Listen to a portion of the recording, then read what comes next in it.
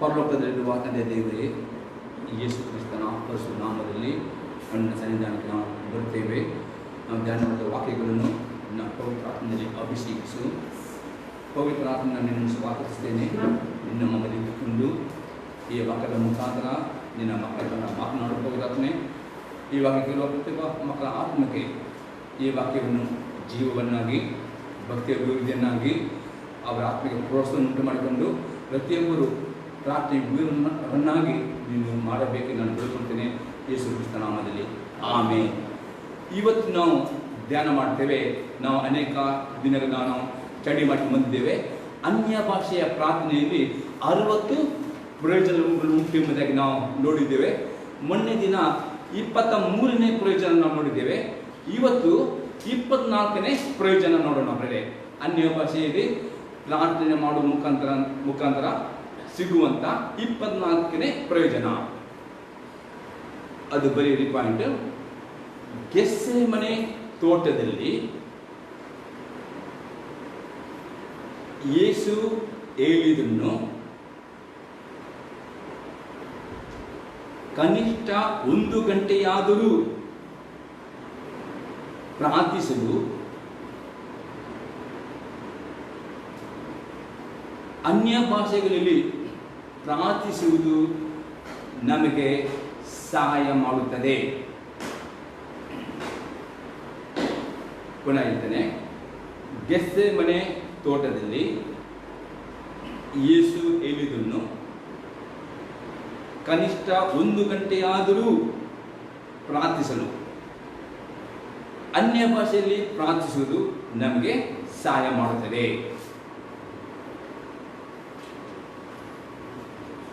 ಅದಕ್ಕೆ ನಾವು ವಾಕ್ಯ ನೋಡ್ತೇವೆ. ಮತ್ತಾಯನು ಬರೆದ ಸುವಾರ್ತೆ 26ನೇ ಅಧ್ಯಾಯದಲ್ಲಿ 40ನೇ ವಾಕ್ಯ. Matthew chapter 26 verse 40.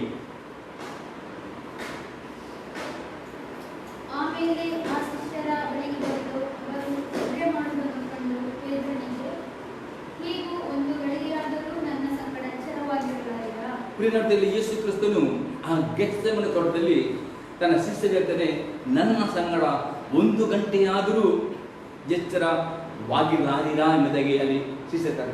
ಇವತ್ತು ನೋಡುತ್ತೇವೆ ಅನೇಕ ದೇವರ ಮಕ್ಕಳಿಗೆ 1 ಗಂಟೆ ಆ ಬುದ್ಧಿಯಲ್ಲಿ ಪ್ರಾರ್ಥನೆ ಮಾಡಲಿಕ್ಕೆ ಅನೇಕರಿಗೆ ತುಂಬ ಕಷ್ಟಕರವಾಗ್ತದೆ. ಅಂದರೆ ಒಂದು 15 ಅರ್ಧ. ಅದೇ ಅನ್ಯ ಭಾಷೆ ಪ್ರಾರ್ಥನೆ ನಮಗೆ ದೊಡ್ಡ ಒಂದು ಗಿಫ್ಟ್ ಆಗಿದೆ. ಈ ಪ್ರಾರ್ಥನೆ ನಾವು ಮಾಡಿದರೆ 1 ಗಂಟೆಗಿಂತಲೂ ಜಾಸ್ತಿ ದೀರ್ಘಕಾಲ ಪ್ರಾರ್ಥನೆ ಮಾಡಲಿಕ್ಕೆ ನಮಗೆ ಸಹಾಯ ಮಾಡೋದು ಅನ್ಯ ಭಾಷೆಯಾಗಿದೆ. ಯಾಕಂದರೆ ಬುದ್ಧಿಯಲ್ಲಿ ಅನೇಕರಿಗೆ 1 ಗಂಟೆ ಪ್ರಾರ್ಥನೆ, ಅನೇಕರಿಗೆ ಅವ್ರು 1 ಗಂಟೆ ಪ್ರಾರ್ಥನೆ ಮಾಡಿ ಅನೇಕರಿಗೆ ಕಷ್ಟಕರವಾಗ್ತದೆ. ಸಾಧಾರಣ ಅಂದರೆ ಒಂದು 15 ನಿಮಿಷ ಮಾಡ್ತಾರೆ, ಅರ್ಧ ಗಂಟೆ. ಅನ್ಯ ಭಾಷೆ ಆಗಿದೆ. ಅನ್ಯ ಭಾಷೆ ಪ್ರಾರ್ಥನೆ ಮಾಡುವಾಗ ನಮಗೆ ಮಿನಿಮಮ್ 1 ಗಂಟೆ ಪ್ರಾರ್ಥನೆ ಮಾಡಲಿಕ್ಕೆ ನಮಗೆ ಅತಿ ಸುಲಭ ಆಗ್ತದೆ. ಅಷ್ಟೇ 1 ಗಂಟೆಗಿಂತ ಹೆಚ್ಚು ಪ್ರಾರ್ಥನೆ ಮಾಡಲಿಕ್ಕೂ ಈ ಅನ್ಯ ಭಾಷೆ ಒಂದು ವರದಾನವಾಗಿದೆ. ಈ ಪ್ರಾರ್ಥನೆ ನಾವು ಗಂಟೆ ಕಾಲ ಈ ಒಂದು ದೇವರ ಆಜ್ಞೆ ನಾವು ನೆರವೇರಲಿಕ್ಕೆ ನಮಗೆ ಸಾಧ್ಯವಾಗ್ತದೆ. ಅಷ್ಟೇ ಅಲ್ಲದೆ ಇನ್ನು ಅನೇಕ ಗಂಟೆಗಳ ಕಾಲ ದೇವರ ಸನ್ನಿಧಾನದಲ್ಲಿ ಪ್ರಾರ್ಥನೆ ಮಾಡಲಿಕ್ಕೆ ನಮಗೆ ಸಹಾಯ ಮಾಡೋದು ಅನ್ಯ ಭಾಷೆ ಪ್ರಾರ್ಥನೆ ಆಗಿದೆ ಬೇರೆ. ಅದಕ್ಕೋಸ್ಕರ ಈ ಅನ್ಯ ಭಾಷೆ ಪ್ರಾರ್ಥನೆ ಉಪಯೋಗಿಸುತ್ತೇವೆ. 1 ಗಂಟೆಗಿಂತಲೂ ಜಾಸ್ತಿ ನೀವು ಪ್ರಾರ್ಥನೆ ಮಾಡಲಿಕ್ಕೆ ಅಟ್ಲೀಸ್ಟ್ ಮಿನಿಮಮ್ 1 ಗಂಟೆ ಆದರೂ ಪ್ರಾರ್ಥನೆ ಮಾಡಲಿಕ್ಕೆ ನಮಗೆ ಸಹಾಯ ಮಾಡ್ತದೆ ಪ್ರಿಯರೇ. ಈಗ ನಾವು 25ನೇ ಪ್ರಯೋಜನ ನೋಡೋಣ ಪ್ರಿಯರೇ. ಅನ್ಯ ಭಾಷೆಗಳಲ್ಲಿ ಪ್ರಾರ್ಥಿಸುವುದು ದೇವರ ಸಮಯದೊಂದಿಗೆ ನಡೆಯಲು ನಮಗೆ ಸಹಾಯ ಮಾಡುತ್ತದೆ.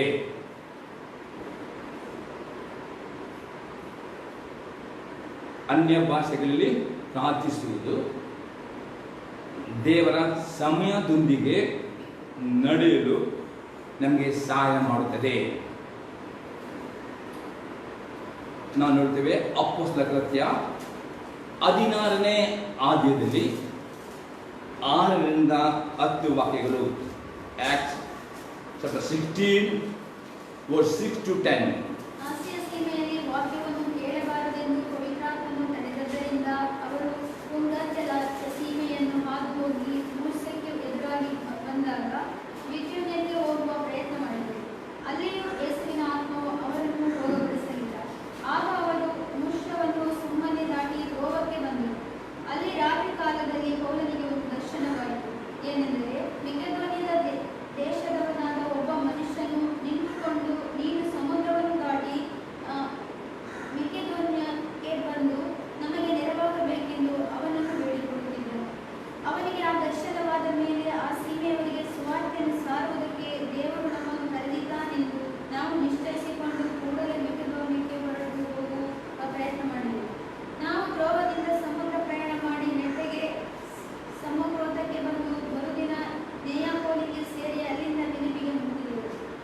ನಾವು ಇಲ್ಲಿ ನೋಡ್ತೇವೆ ಈ ಅಪೊಸ್ತಲರ ಅಪೊಸ್ತಲ ಪೌಲ್ ಹೇಳ್ತಾನೆ, ನಾನು ಬುದ್ಧಿಯಲ್ಲಿ ಪ್ರಾರ್ಥನೆ ಮಾಡೋದಕ್ಕಿಂತ ಹೆಚ್ಚಾಗಿ ಅಪೊಸ್ತಲ ಪೌಲನು ಅನ್ಯ ಭಾಷೆಯಲ್ಲಿ ಪ್ರಾರ್ಥನೆ ಮಾಡ್ತಾನೆ ಎಂಬುದೇ ಆತನು ಹೇಳುತ್ತಾನೆ. ಯಾರು ಈ ಅನ್ಯ ಭಾಷೆಯಲ್ಲಿ ಬುದ್ಧಿ ಪ್ರಾರ್ಥನೆಗಿಂತಲೂ ಜಾಸ್ತಿ ಹೊತ್ತು ಪ್ರಾರ್ಥನೆ ಮಾಡ್ತಾರೋ ಅವರಿಗೆ ಸುವಾರ್ತೆ ಕೊಡಲಿಕ್ಕೆ ಯಾವ ಟೈಮ್ ಅಂದರೆ ಸರಿಯಾದ ಒಂದು ಸಮಯ, ಒಬ್ಬ ವ್ಯಕ್ತಿಯ ಹೃದಯ ಸುವಾರ್ತೆಗೋಸ್ಕರವಾಗಿ ತೆರಳಲ್ಪಟ್ಟಿದೆಯೋ ಇಲ್ಲವೋ ಎಂಬುದಾಗಿ ದೇವರ ಆತ್ಮನು ಆ ಟೈಮಿಗೆ ಅಂದರೆ ಆ ಸರಿಯಾದ ಸಮಯಕ್ಕೆ ಆ ಒಂದು ಊರಿಗೆ ನೋಡಿ. ಈಗ ದೇವರ ಆತ್ಮನು ಇವರು ಅಪೊಸ್ತಲ ಪೌಲನು ಆಸೆ ಮೇಲೆ ಸಾಲಿಗೆ ಹೋದನು, ಆದರೆ ಪವಿತ್ರಾತ್ಮನು ಅವನು ತಡೆದವನು. ಯಾಕಂದರೆ ಪವಿತ್ರಾತ್ಮ ಗೊತ್ತುಂಟು ಆ ಊರಿನವರು ಯೇಸು ಸ್ವೀಕಾರ ಮಾಡುತ್ತವರು ಇಲ್ಲ ಎಂಬುದಾಗಿ ಪವಿತ್ರಾತ್ಮನಿಗೆ ಗೊತ್ತಿತ್ತು. ಅದಕ್ಕೆ ದೇವರಾತ್ಮನ ಮಾಡಿದನು ಆಶಾಸಿ ಮೇಲೆ ಸೋರ್ತೆಯಲ್ಲಿ ಪವಿತ್ರಾತ್ಮ ಅವರಿಗೆ ಅಡ್ಡಿ ಮಾಡಿದ್ರು. ಪುನಃ ಅವರು ಮಾಡಿದ್ರು, ತಮ್ಮ ಸ್ವಬುದ್ಧಿಯಲ್ಲಿ ಬಿತ್ತನೆಗೆ ಹೋದರು. ಅಲ್ಲಿ ಸಹ ಪವಿತ್ರಾತ್ಮನಿಗೆ ಗೊತ್ತಿತ್ತು ಪ್ರೇರಣೆ ಸುವಾರ್ತೆ ಸಾಗಲೇಬೇಕು. ಆದರೂ ಸಹ ದೇವರ ಆತ್ಮನಿಗೆ ಗೊತ್ತುಂಟು ನಾವು ಕೊಡುವ ಸುವಾರ್ತೆ ಆ ಜನರು ಕೇಳಲಿಕ್ಕೆ ಅವ್ರ ಹೃದಯ ರೆಡಿ ಉಂಟಾ, ಆ ಸಮಯ ಸರಿಯಾದ ಸಮಯ ಎಂಬುದಾಗಿ ಯಾರಿಗೆ ಗೊತ್ತುಂಟು? ಪವಿತ್ರಾತ್ಮ ಗೊತ್ತುಂಟು. ಯಾರು ಸೇವೆ ಮಾಡುವ ಅನ್ಯ ಭಾಷೆ ಪ್ರಾರ್ಥನೆ ಮಾಡ್ತಾರೋ ಪವಿತ್ರಾತ್ಮನಿಗೆ ಈ ವ್ಯಕ್ತಿ ಈಗ ಅಂದರೆ ಎಲ್ಲ ಸಮಯದಲ್ಲಿ ವಾಕ್ಯ ಕೊಟ್ಟರೆ ಅವರು ಸ್ವೀಕಾರ ಮಾಡಲಿಕ್ಕೆ ಅವರಿಗೆ ಸರಿಯಾದ ಸಮಯಕ್ಕೆ ಸರಿಯಾದ ಹೊತ್ತಿಗೆ ಅಥವಾ ಸರಿಯಾದ ಊರಿಗೆ ದೇವರ ಸೇವೆಗೆ ಮಾಡುವುದಕ್ಕೆ ದೇವರಾತ್ಮ ಆ ಸಮಯದೊಂದಿಗೆ ನಡೆಸಿಕೊಂಡು ಹೋಗುವನಾಗಿದೆ. ನಂತರ ಅವರು ಏನು ಮಾಡಿದರು? ನಂತರ ದೇವರಾತ್ಮ ಕನಸಿನಲ್ಲಿ ಅವರಿಗೆ ಮಸೆದೋನಿಯಕ್ಕೆ ಹೋಗಲಿಕ್ಕೆ ಹೇಳಿದರು.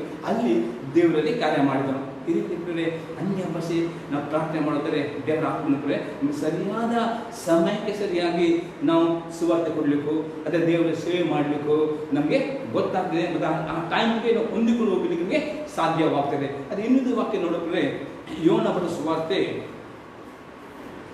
7ನೇ ಅಧ್ಯಾಯದಲ್ಲಿ 6ನೇ ವಾಕ್ಯ. John gospel chapter 7 verse 6. ಯೇಸು ಅವರಿಗೆ, ನನ್ನ ಸಮಯವು ಇನ್ನೂ ಬಂದಿಲ್ಲ, ನಿಮ್ಮ ಸಮಯವು ಯಾವಾಗಲೂ ಸಿದ್ಧವಾಗಿದೆ.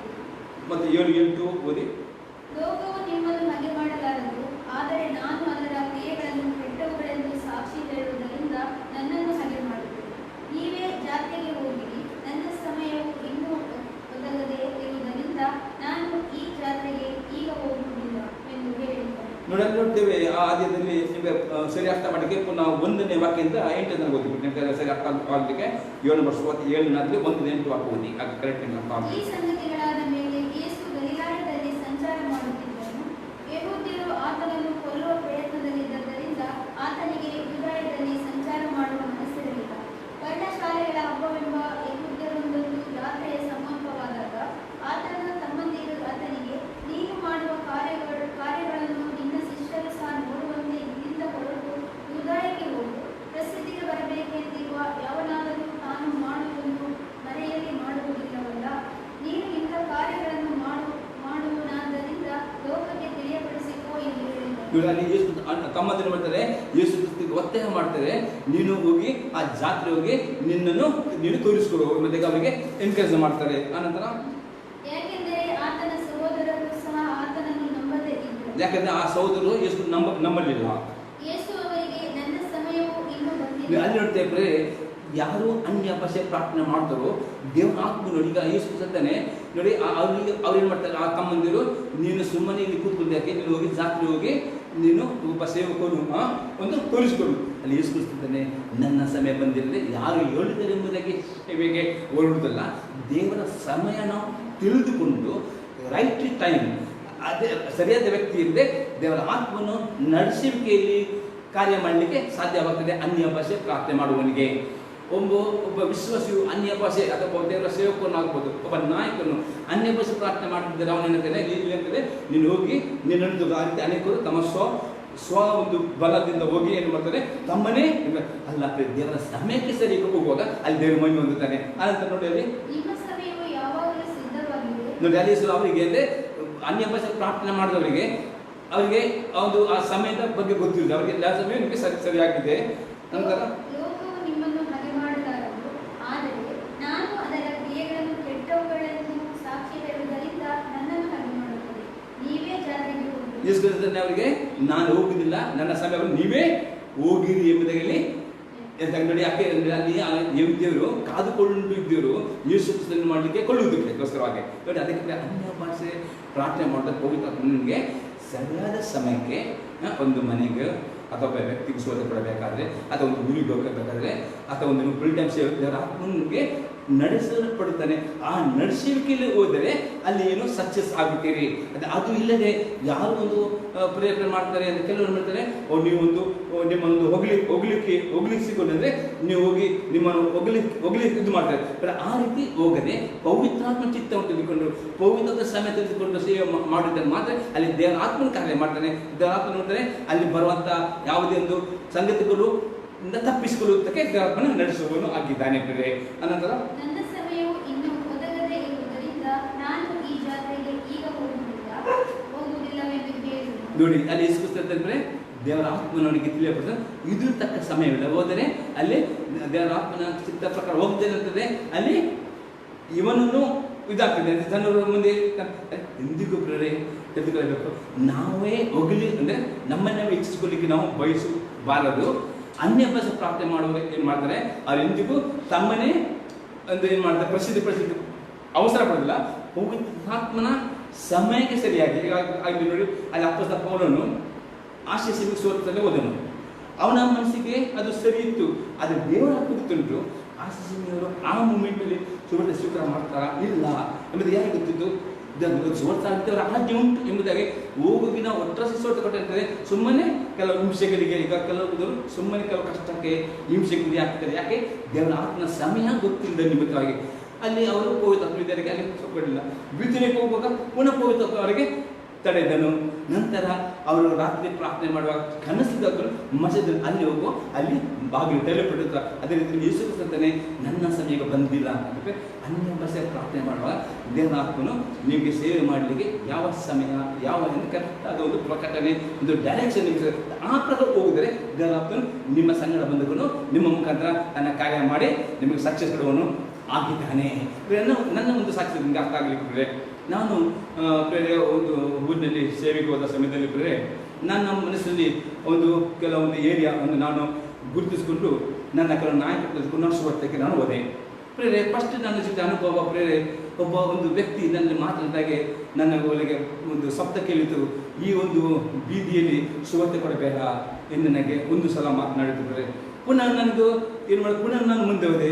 ಈಗ 2-3 ಸಲ ನನ್ನ ಬಗ್ಗೆ ಮಾತಾಡ್ತು ಈ ಬೀದಿ ಹೋಗಬೇಕು. ಹಾಗೆ ನಾವು ದೇವರ ಆತ್ಮಂತ್ರ ಅನ್ಯ ಭಾಷೆ ಪ್ರಾರ್ಥನೆ ಮಾಡುವುದರೆ ಪವಿತ್ರಾತ್ಮ ಸರಿಯಾದ ಅಂದರೆ ಕುಟುಂಬಕ್ಕೆ ಸರಿಯಾದ ಒಂದು ಬೀದಿಯಲ್ಲಿ ಹೋಗಿ ಅಥವಾ ಊರಿಗೆ ಹೋಗಿ ಸೇವೆ ಮಾಡಿ ನಡೆಸುತ್ತಾನೆ. ಹಾಗೆ ಹೋಗುವುದರೆ ನಾವು ಸಕ್ಸಸ್ ಆಗ್ತೇವೆ.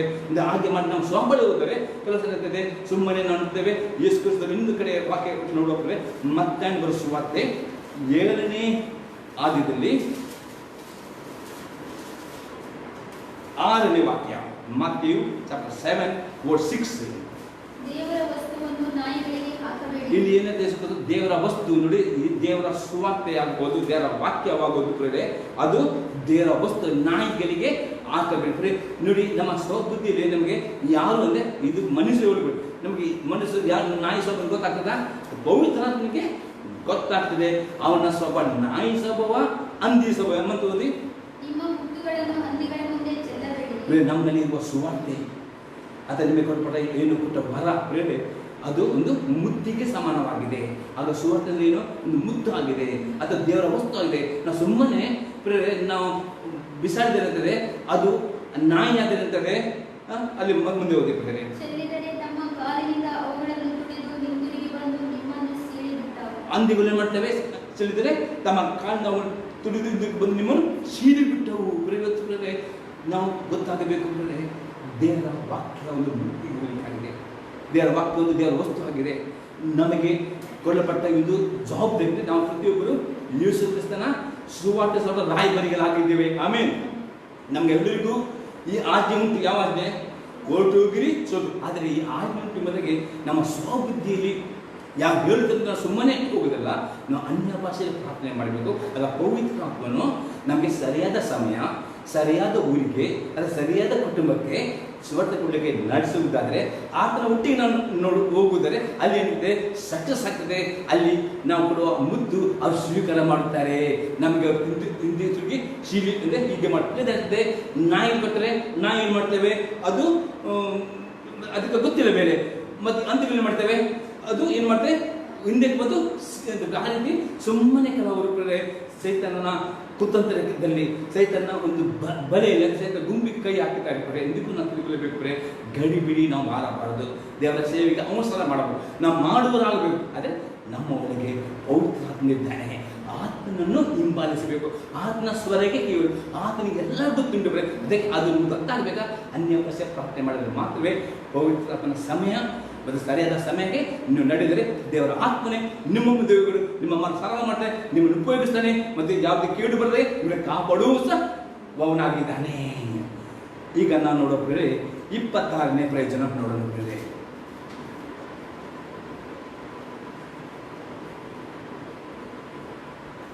ಅನ್ಯ ಭಾಷೆಯು ನಮಗೆ ಇತರರಿಗೆ ಸುವಾರ್ತೆಯನ್ನು ಕೊಡಲಿಕ್ಕೆ ಬಾಗಿಲನ್ನು ತೆರೆದುಕೊಡುತ್ತದೆ. ಅಷ್ಟೇ ಅಲ್ಲದೆ ಸುವಾರ್ತೆಯನ್ನು ಹೇಳುವುದಕ್ಕೆ ಧೈರ್ಯವನ್ನು ಕೊಡುತ್ತದೆ. ಕೊನೆಯ ಅನ್ಯ ಭಾಷೆಯು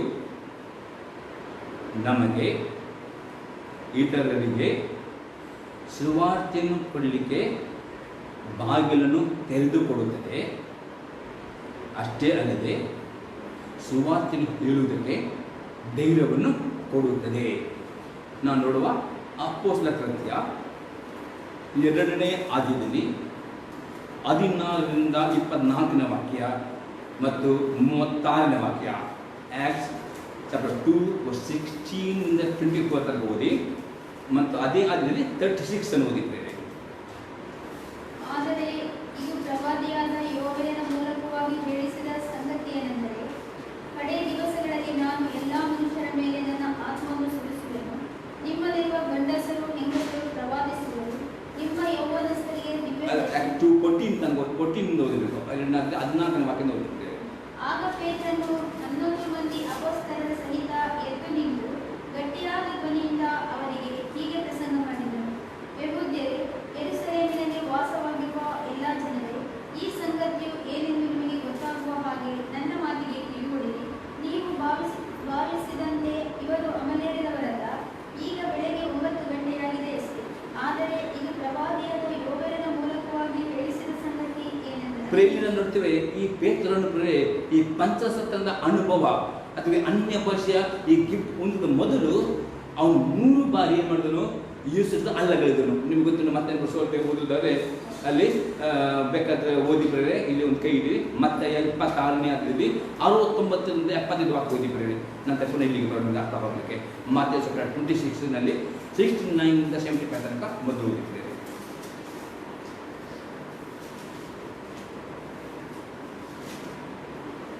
ಇತ್ತಲಾಗಿ ಪೇತ್ರನು ಹೊರಗೆ ಅಂಗಳದಲ್ಲಿ ಕೂತಿದ್ದನು.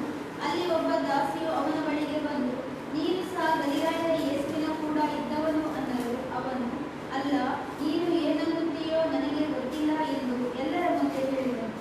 ಅವನು ಅಲ್ಲಿಂದ ಬಾಗಿಲಿನ ಕಡೆಗೆ ಹೊರಟು ಹೋದಾಗ ಮತ್ತೊಬ್ಬಳು ಅವನನ್ನು ಕಂಡು ಅಲ್ಲಿರುವವರಿಗೆ, ಇವನು ನಜರೇತಿನ ಯೇಸುವಿನ ಕೂಡ ಇದ್ದವನು ಎಂದು ಹೇಳಿದನು.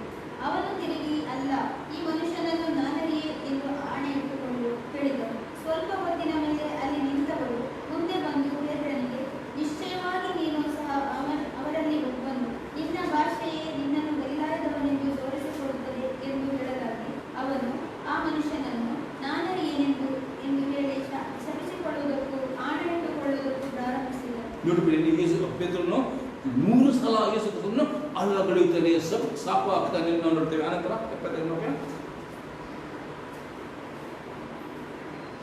ಕೂಡಲೇ ಆಗ ಪೇತ್ರನು ಕೇಳಿ ಪ್ರಾರಂಭಿಸಿದನು. ಕೂಡಲೇ ಅಲ್ಲ 75ನೇ ವಾಕ್ಯ, ಕೂಡಲೇ ಪೇತ್ರನು ಕೋಳಿ ಕೂಗುವುದಕ್ಕಿಂತ ಮುಂಚೆ 3 ಸಾರಿ ನನ್ನ ವಿಷಯವಾಗಿ ಅವನನ್ನು ಅರಿಯನೆಂದಾಗಿ ಎಂದು ಯೇಸು ಹೇಳಿದ ಮಾತನ್ನು ನೆನೆಸಿ ಹೊರಗೆ ಹೋಗಿ ಬಹು ವ್ಯಥೆಪಟ್ಟು ಅಂತನು. ನೀವು ಸರಿ ಅರ್ಥ ಮಾಡಿಕೊಳ್ಳಿ.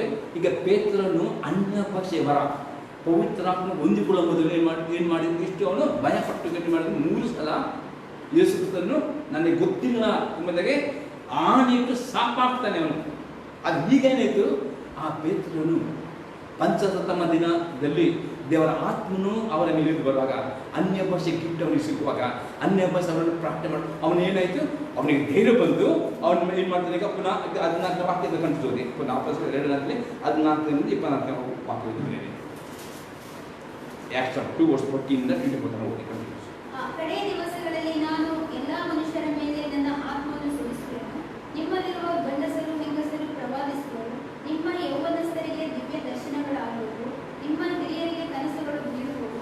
ಇದಲ್ಲದೆ ಆ ದಿನಗಳಲ್ಲಿ ನನ್ನ ದಾಸ ದಾಸಿಯರ ಮೇಲೆಯೂ ನನ್ನ ಆತ್ಮವನ್ನು ಸುರಿಸುವೆನು. ಅವರು ಪ್ರವಾದಿಸುವರು. ಕರ್ತನ ಆಗಮನದ ಗಂಭೀರವಾದ ಮಹಾದಿನವು ಬರುವುದಕ್ಕೆ ಮುಂಚೆ ಮೇಲೆ ಆಕಾಶದಲ್ಲಿ ಅದ್ಭುತ ಕಾರ್ಯಗಳನ್ನು, ಕೆಳಗೆ ಭೂಮಿಯಲ್ಲಿ ಸೂಚಕ ಕಾರ್ಯಗಳನ್ನು ಉಂಟು ಮಾಡುವೆನು. ರಕ್ತ, ಬೆಂಕಿ, ಹಬೆಯಂತೆ ಏಳುವ ಹೊಗೆಯು ಉಂಟಾಗುವುದು. ಸೂರ್ಯನು ಕತ್ತಲಾಗುವನು, ಚಂದ್ರನು ರಕ್ತವಾಗುವನು. ಆದರೂ ಕರ್ತನ ನಾಮವನ್ನು ಬೇಡಿಕೊಳ್ಳುವವರೆಲ್ಲರಿಗೆ ರಕ್ಷಣೆಯಾಗುವುದು ಎಂದು ದೇವರು ಹೇಳುತ್ತಾನೆ ಎಂಬುದು.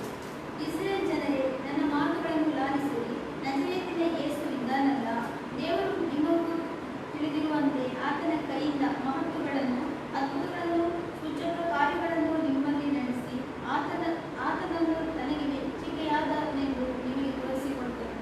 ಆ ಯೇಸು ದೇವರ ಸ್ಥಿರ ಸಂಕಲ್ಪಕ ಭವಿಷ್ಯ ಜ್ಞಾನಕ್ಕೂ ಅನುಸಾರವಾಗಿ ಒಪ್ಪಿಸಲ್ಪಟ್ಟಿರುವುದು. ನೀವು ಅನ್ಯ ಜನರ ಕೈಯಿಂದ ಆತನನ್ನು ಶಿಲುಬೆಗೆ ಹಾಕಿಸಿ ಕೊಂದಿರಿ. ಆತನನ್ನು ದೇವರ ಮರಣ ವೇದನೆಗಳಿಂದ ಬಿಡಿಸಿ ಎಬ್ಬಿಸಿದನು. ಯಾಕಂದರೆ ಮರಣವು ಆತನನ್ನು ಹೊಡೆದುಕೊಂಡಿರುವುದು ಅಸಾಧ್ಯವಾಗಿತ್ತು. ಈಗ 36ನೇ ವಾಕ್ಯವಿದೆ ಅದೇ ಅಧ್ಯಾಯದಲ್ಲಿ 36 ವರ್ಷ. ಇದರಿಂದ ನೀವು ಶಿಲುಬೆಗೆ ಹಾಕಿಸಿದ ಈ ಯೇಸುವನ್ನೇ ದೇವರು ಒಡೆಯನನ್ನಾಗಿಯೂ ಕ್ರಿಸ್ತನನ್ನಾಗಿಯೂ ಮಾಡಿದ್ದಾನೆಂಬುದು ಇಸ್ರಾಯೇಲ್ ಕುಲದವರಿಗೆಲ್ಲ ನಿಸ್ಸಂದೇಹವಾಗಿ ತಿಳಿದಿರಲಿ ಎಂದು ಹೇಳಿದರು. ಈಗ ಗೊತ್ತಾಯ್ತಾ? ಈಗ ಪೇತ್ರನಿಗೆ ಈ ಅನ್ಯ ಭಾಷೆ ಸಿಗುವ ಮೊದಲು ಅದು 3 ಸಲ ಯೇಸು ಕ್ರಿಸ್ತನು ನನಗೆ ಗೊತ್ತಿಲ್ಲ, ನಾನು ಅರಿಯಲೇ ಅಂದರೆ ಅವನು ಹಳ್ಳಗಳಿದ್ದನು ಮತ್ತು ಸಾಪ್ ಹಾಕಿ ಆಣಿಟ್ಟ ಈ ಪೇತ್ರನಂತರೆ ಈ ಪಂಚಸ್ತಂಭದಲ್ಲಿ ಪವಿತ್ರ ಅವರ ಮೇಲೆ ಬಂದು ಅನ್ಯ ಭಾಷೆ ಪ್ರಾರ್ಥನೆ ಮಾಡುವ ಏನಾಯಿತು, ಅವನಿಗೆ ಧೈರ್ಯ ಬಂದರೆ ಅನ್ಯ ಭಾಷೆ ಪ್ರಾರ್ಥನೆ ಮಾಡಲೇಬೇಕು. ಮಾಡಿದರೆ ಮಾತ್ರವೇ ನಿಮ್ಮ ಆತ್ಮದಲ್ಲಿ ಧೈರ್ಯ ಬರ್ತದೆ. ನಿಮಗೆ ದೇವರ ಸುವಾರ್ತೆ ಹೇಳುವುದಕ್ಕೆ ಮಾರ್ಗಗಳು ತಿಳಿಯಲ್ಪಡ್ತದೆ. ಆಗ ಧೈರ್ಯದಿಂದ ಯಾರಿಗೂ ಭಯಪಡದೆ ಸುವಾರ್ತೆ ಕೊಡಲಿಕ್ಕೆ, ದೇವರ ಸೇವೆ ಮಾಡಲಿಕ್ಕೆ ಸಕ್ರಾಗ್ತದೆ. ಒಂದು ವೇಳೆ ಅನ್ಯ ಭಾಷೆ ವರ ಉಪಯೋಗ ಮಾಡದಿದ್ದರೆ ಪ್ರತಿಯೊಬ್ಬ ವಿಶ್ವಾಸಿಗಳಿಗೆ ಭಯ ಬರ್ತವೆ. ಅನ್ಯ ಭಾಷೆ ಪ್ರಾರ್ಥನೆ ಮಾಡುವ ಭಯದ ಆತ್ಮ ಬಿಟ್ಟು ಹೋಗ್ತದೆ. ದೇವರು ಕೊಡುವ ಆತ್ಮ ಧೈರ್ಯದ ಆತ್ಮ, ಪ್ರೀತಿಯ ಆತ್ಮ, ಸ್ವಸ್ಥ ಶಿಸ್ತದ ಆತ್ಮ ಹೊಂದಿಕೊಳ್ಳುತ್ತೇವೆ. ಅದಕ್ಕೆ ಅನ್ಯ ಭಾಷೆ ಪ್ರಾರ್ಥನೆ ವೆರಿ ಇಂಪಾರ್ಟೆಂಟ್. ಅದೇ ನಿಮ್ಗೆ ಕೊಟ್ಟ ಅನ್ಯ ಭಾಷೆ ಗಿಫ್ಟ್ ಇರುತ್ತಾರೆ. ದಿನಾಲು 1 ಗಂಟೆ ಆದರೂ ಅದಕ್ಕೆ ಜಾಸ್ತಿ ಅಟ್ಲೀಸ್ಟ್ 2 ಗಂಟೆ ಪ್ರಾರ್ಥನೆ ಮಾಡೋ ಅಭ್ಯಾಸ ಮಾಡಿದರೆ ನಿಜವಾಗಿ ನಿಮಗೆ ದೇವರ ಆತ್ಮವನ್ನು ಸುವಾರ್ತೆ ಹೇಳಲಿಕ್ಕೆ ಉತ್ತೇಜನ ಮಾಡ್ತಾನೆ ಮತ್ತು ಸುವಾರ್ತೆ ಕೊಡಲಿಕ್ಕೆ ಮಾರ್ಗಗಳು ತರುತ್ತಾನೆ ಮತ್ತು ಧೈರ್ಯವಾಗಿ ಯೇಸುವೇ ಕರ್ತವ್ಯ ಹೇಳಲಿಕ್ಕೆ ನಿಮಗೆ ಧೈರ್ಯ ಬರುತ್ತದೆ. ನೀವು ಎಂದಿಗೂ ಹೆದರುವುದಿಲ್ಲ. ಅನ್ಯ ಭಾಷೆ ಪ್ರಾರ್ಥನೆ ಮಾಡಿದಾಗ ವಿಶ್ವಾಸ ಆಗ್ಬೋದು. ಅಂದರೆ ಅವನು ಭಯ ಪಡುತ್ತಾನೆ. ಯೇಸು ಕ್ರಿಸ್ತನನ್ನು ಒಪ್ಪಡಿರುವಾಗ ನಾನು ಯೇಸು ಭಕ್ತನಲ್ಲ ಎಂಬುದಾಗಿ ಅವನು ಹೇಳೋದಕ್ಕೆ ಅವನಿಗೆ ಧೈರ್ಯ ಇರುವುದಿಲ್ಲ. ಅದು ಅನ್ಯ ಭಾಷೆ ಪ್ರಾರ್ಥನೆ ಅವನು ಧೈರ್ಯವಾಗಿ ನಾನು ಯೇಸು ಕ್ರಿಸ್ತ ಭಕ್ತನು ಮತ್ತು ಯೇಸು ಕ್ರಿಸ್ತನ ಸತ್ಯ ಎದುರು ಹೇಳಲಿಕ್ಕೆ ಅವನು ಸಾಧ್ಯವಾಗ್ತದೆ. ಇದು ಅನ್ಯ ಭಾಷೆ ಸಿಗುತ್ತಾ ಪ್ರಯೋಜನವಾಗಿದೆ. ಇನ್ನೊಂದು ವಾಕ್ಯ ನೋಡಿದ್ರೆ ಅಪೊಸ್ತಲರ ಕೃತ್ಯ 4ನೇ ಅಧ್ಯಾಯದಲ್ಲಿ 31ನೇ ವಾಕ್ಯ, Acts 4:31. ಹೀಗೆ ಪ್ರಾರ್ಥನೆ ಮಾಡಿದ ಮೇಲೆ ಅವರು ಕೂಡಿದ್ದ ಸ್ಥಳವು ನಡುಗಿತು. ಅವರೆಲ್ಲರೂ ಪವಿತ್ರಾತ್ಮ ಭರಿತರಾಗಿ ದೇವರ ವಾಕ್ಯವನ್ನು ಧೈರ್ಯದಿಂದ ಕೇಳಿಕೊಳ್ಳರು. ಎಷ್ಟು ಪ್ರೇರೆ ಅನ್ಯ ಭಾಷೆಯಲ್ಲಿ ಪ್ರಾರ್ಥನೆ ಮಾಡ್ತಿರ್ತಾರೆ, ಅಷ್ಟು ಪ್ರೇರೆ ಪಾತಾಳದ ಶಕ್ತಿಗಳು, ಸೈತಾನ ಶಕ್ತಿಗಳು ನಡುಗಲಿಕ್ಕೆ ಪ್ರಾರಂಭವಾಗ್ತದೆ. ಅನ್ಯ ಭಾಷೆ ಪ್ರಾರ್ಥನೆಯಲ್ಲಿ ಬಲ ಉಂಟು. ಸೈತನಿಗೆ ಅರ್ಥವಾಗುವುದಿಲ್ಲ. ಅನ್ಯ ಭಾಷೆ ಪ್ರಾರ್ಥನೆ ಮಾಡುವಾಗ ಪ್ರೇರೆ ಅಂಧಕಾರ ದುರಾತ್ಮ ಶಕ್ತಿಗಳು ಪಾತಾಳ ಶಕ್ತಿ ನಡುಗುತ್ತವೆ. ಅಷ್ಟೇ ಅವರು ಯಾರು ಅನ್ಯ ಭಾಷೆ ಪ್ರಾರ್ಥನೆ ಮಾಡಿದ್ರೆ ನಾವು ಪವಿತ್ರ ಆತ್ಮದಲ್ಲಿ ತುಂಬ ಪಡ್ತೇವೆ. ಪವಿತ್ರ ಆತ್ಮ ಬರಿತಾಗ್ತದೆ.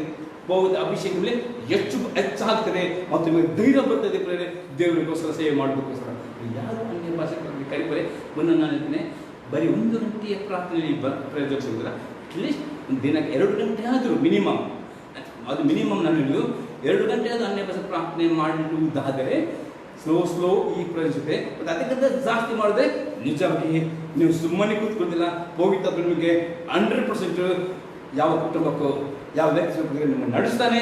ಅಷ್ಟೇ ನೀವು ಧೈರ್ಯವಾಗಿ ಯೇಸು ಹೇಳಲಿಕ್ಕೆ ಸಾಧ್ಯ ಆಗ್ತದೆ. ಅದು ಅನ್ಯ ಭಾಷೆ ಪ್ರಾರ್ಥನೆ ಮಾಡದಿದ್ದರೆ ಮಾತ್ರ ನಿಮಗೆ ಸುವಾರ್ತೆ ಕೊಡಬೇಕು ಗೊತ್ತುಂಟು, ಅಥವಾ ಸುವಾರ್ತೆಗೆ ನಿಮ್ಮದು ಸೇವೆ ಉಂಟು ಗೊತ್ತುಂಟು. ಧೈರ್ಯವಿಲ್ಲದೆ ಅನೇಕ ಸಂದರ್ಭಗಳನ್ನು ಕಳೆದುಕೊಳ್ಳುತ್ತೀರಿ. ಅದಕ್ಕೆ ಅನ್ಯ ಭಾಷೆ ಪ್ರಾರ್ಥನೆ ಉಪಯೋಗಿಸಿರಿ. ಹಾಗಾಗಿ ಈ ಧೈರ್ಯ ದೇವರು ಕೊಡ್ತಾರೆ. ಮತ್ತು ನಿಮ್ಮಲ್ಲಿ ಪವಿತ್ರ ಅಭಿಷೇಕ ಹೆಚ್ಚು ಪವಿತ್ರ ಬರಿತನಾಗಿ ಯಾವ ವ್ಯಕ್ತಿಗೂ ಭಯ ಪಡುತ್ತಿಲ್ಲ. ಧೈರ್ಯವಾಗಿ ಯೇಸುವೇ ಸತ್ಯ ದೇವರ ಮೇಲೆ ಸೇವೆ ಮಾಡಲಿಕ್ಕೆ ಅದೇನು ದೇವರು ಕೊಟ್ಟ ವರಗಳನ್ನು ಉಪಯೋಗ ಸಕ್ತರಾಗ್ತೀವಿ. ಆಮೇಲೆ ಈಗ ನಾವು 27ನೇ ಪ್ರಯೋಜನ ನೋಡೋಣ.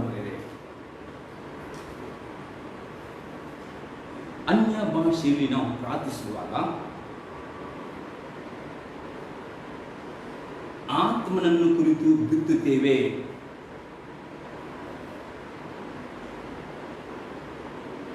ಕೊನೆಯಲ್ಲೇ ಅನ್ಯ ಭಾಷೆಯಲ್ಲಿ ನಾವು ಪ್ರಾರ್ಥಿಸುವಾಗ ಆತ್ಮನನ್ನು ಕುರಿತು ಬಿತ್ತುತ್ತೇವೆ. ಅದಕ್ಕೆ ವಾಕ್ಯ ನೋಡೋಣ.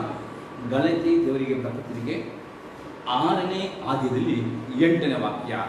ಗಲಾತ್ಯನ್ಸ್ ಚಾಪ್ಟರ್ 6 verse 8.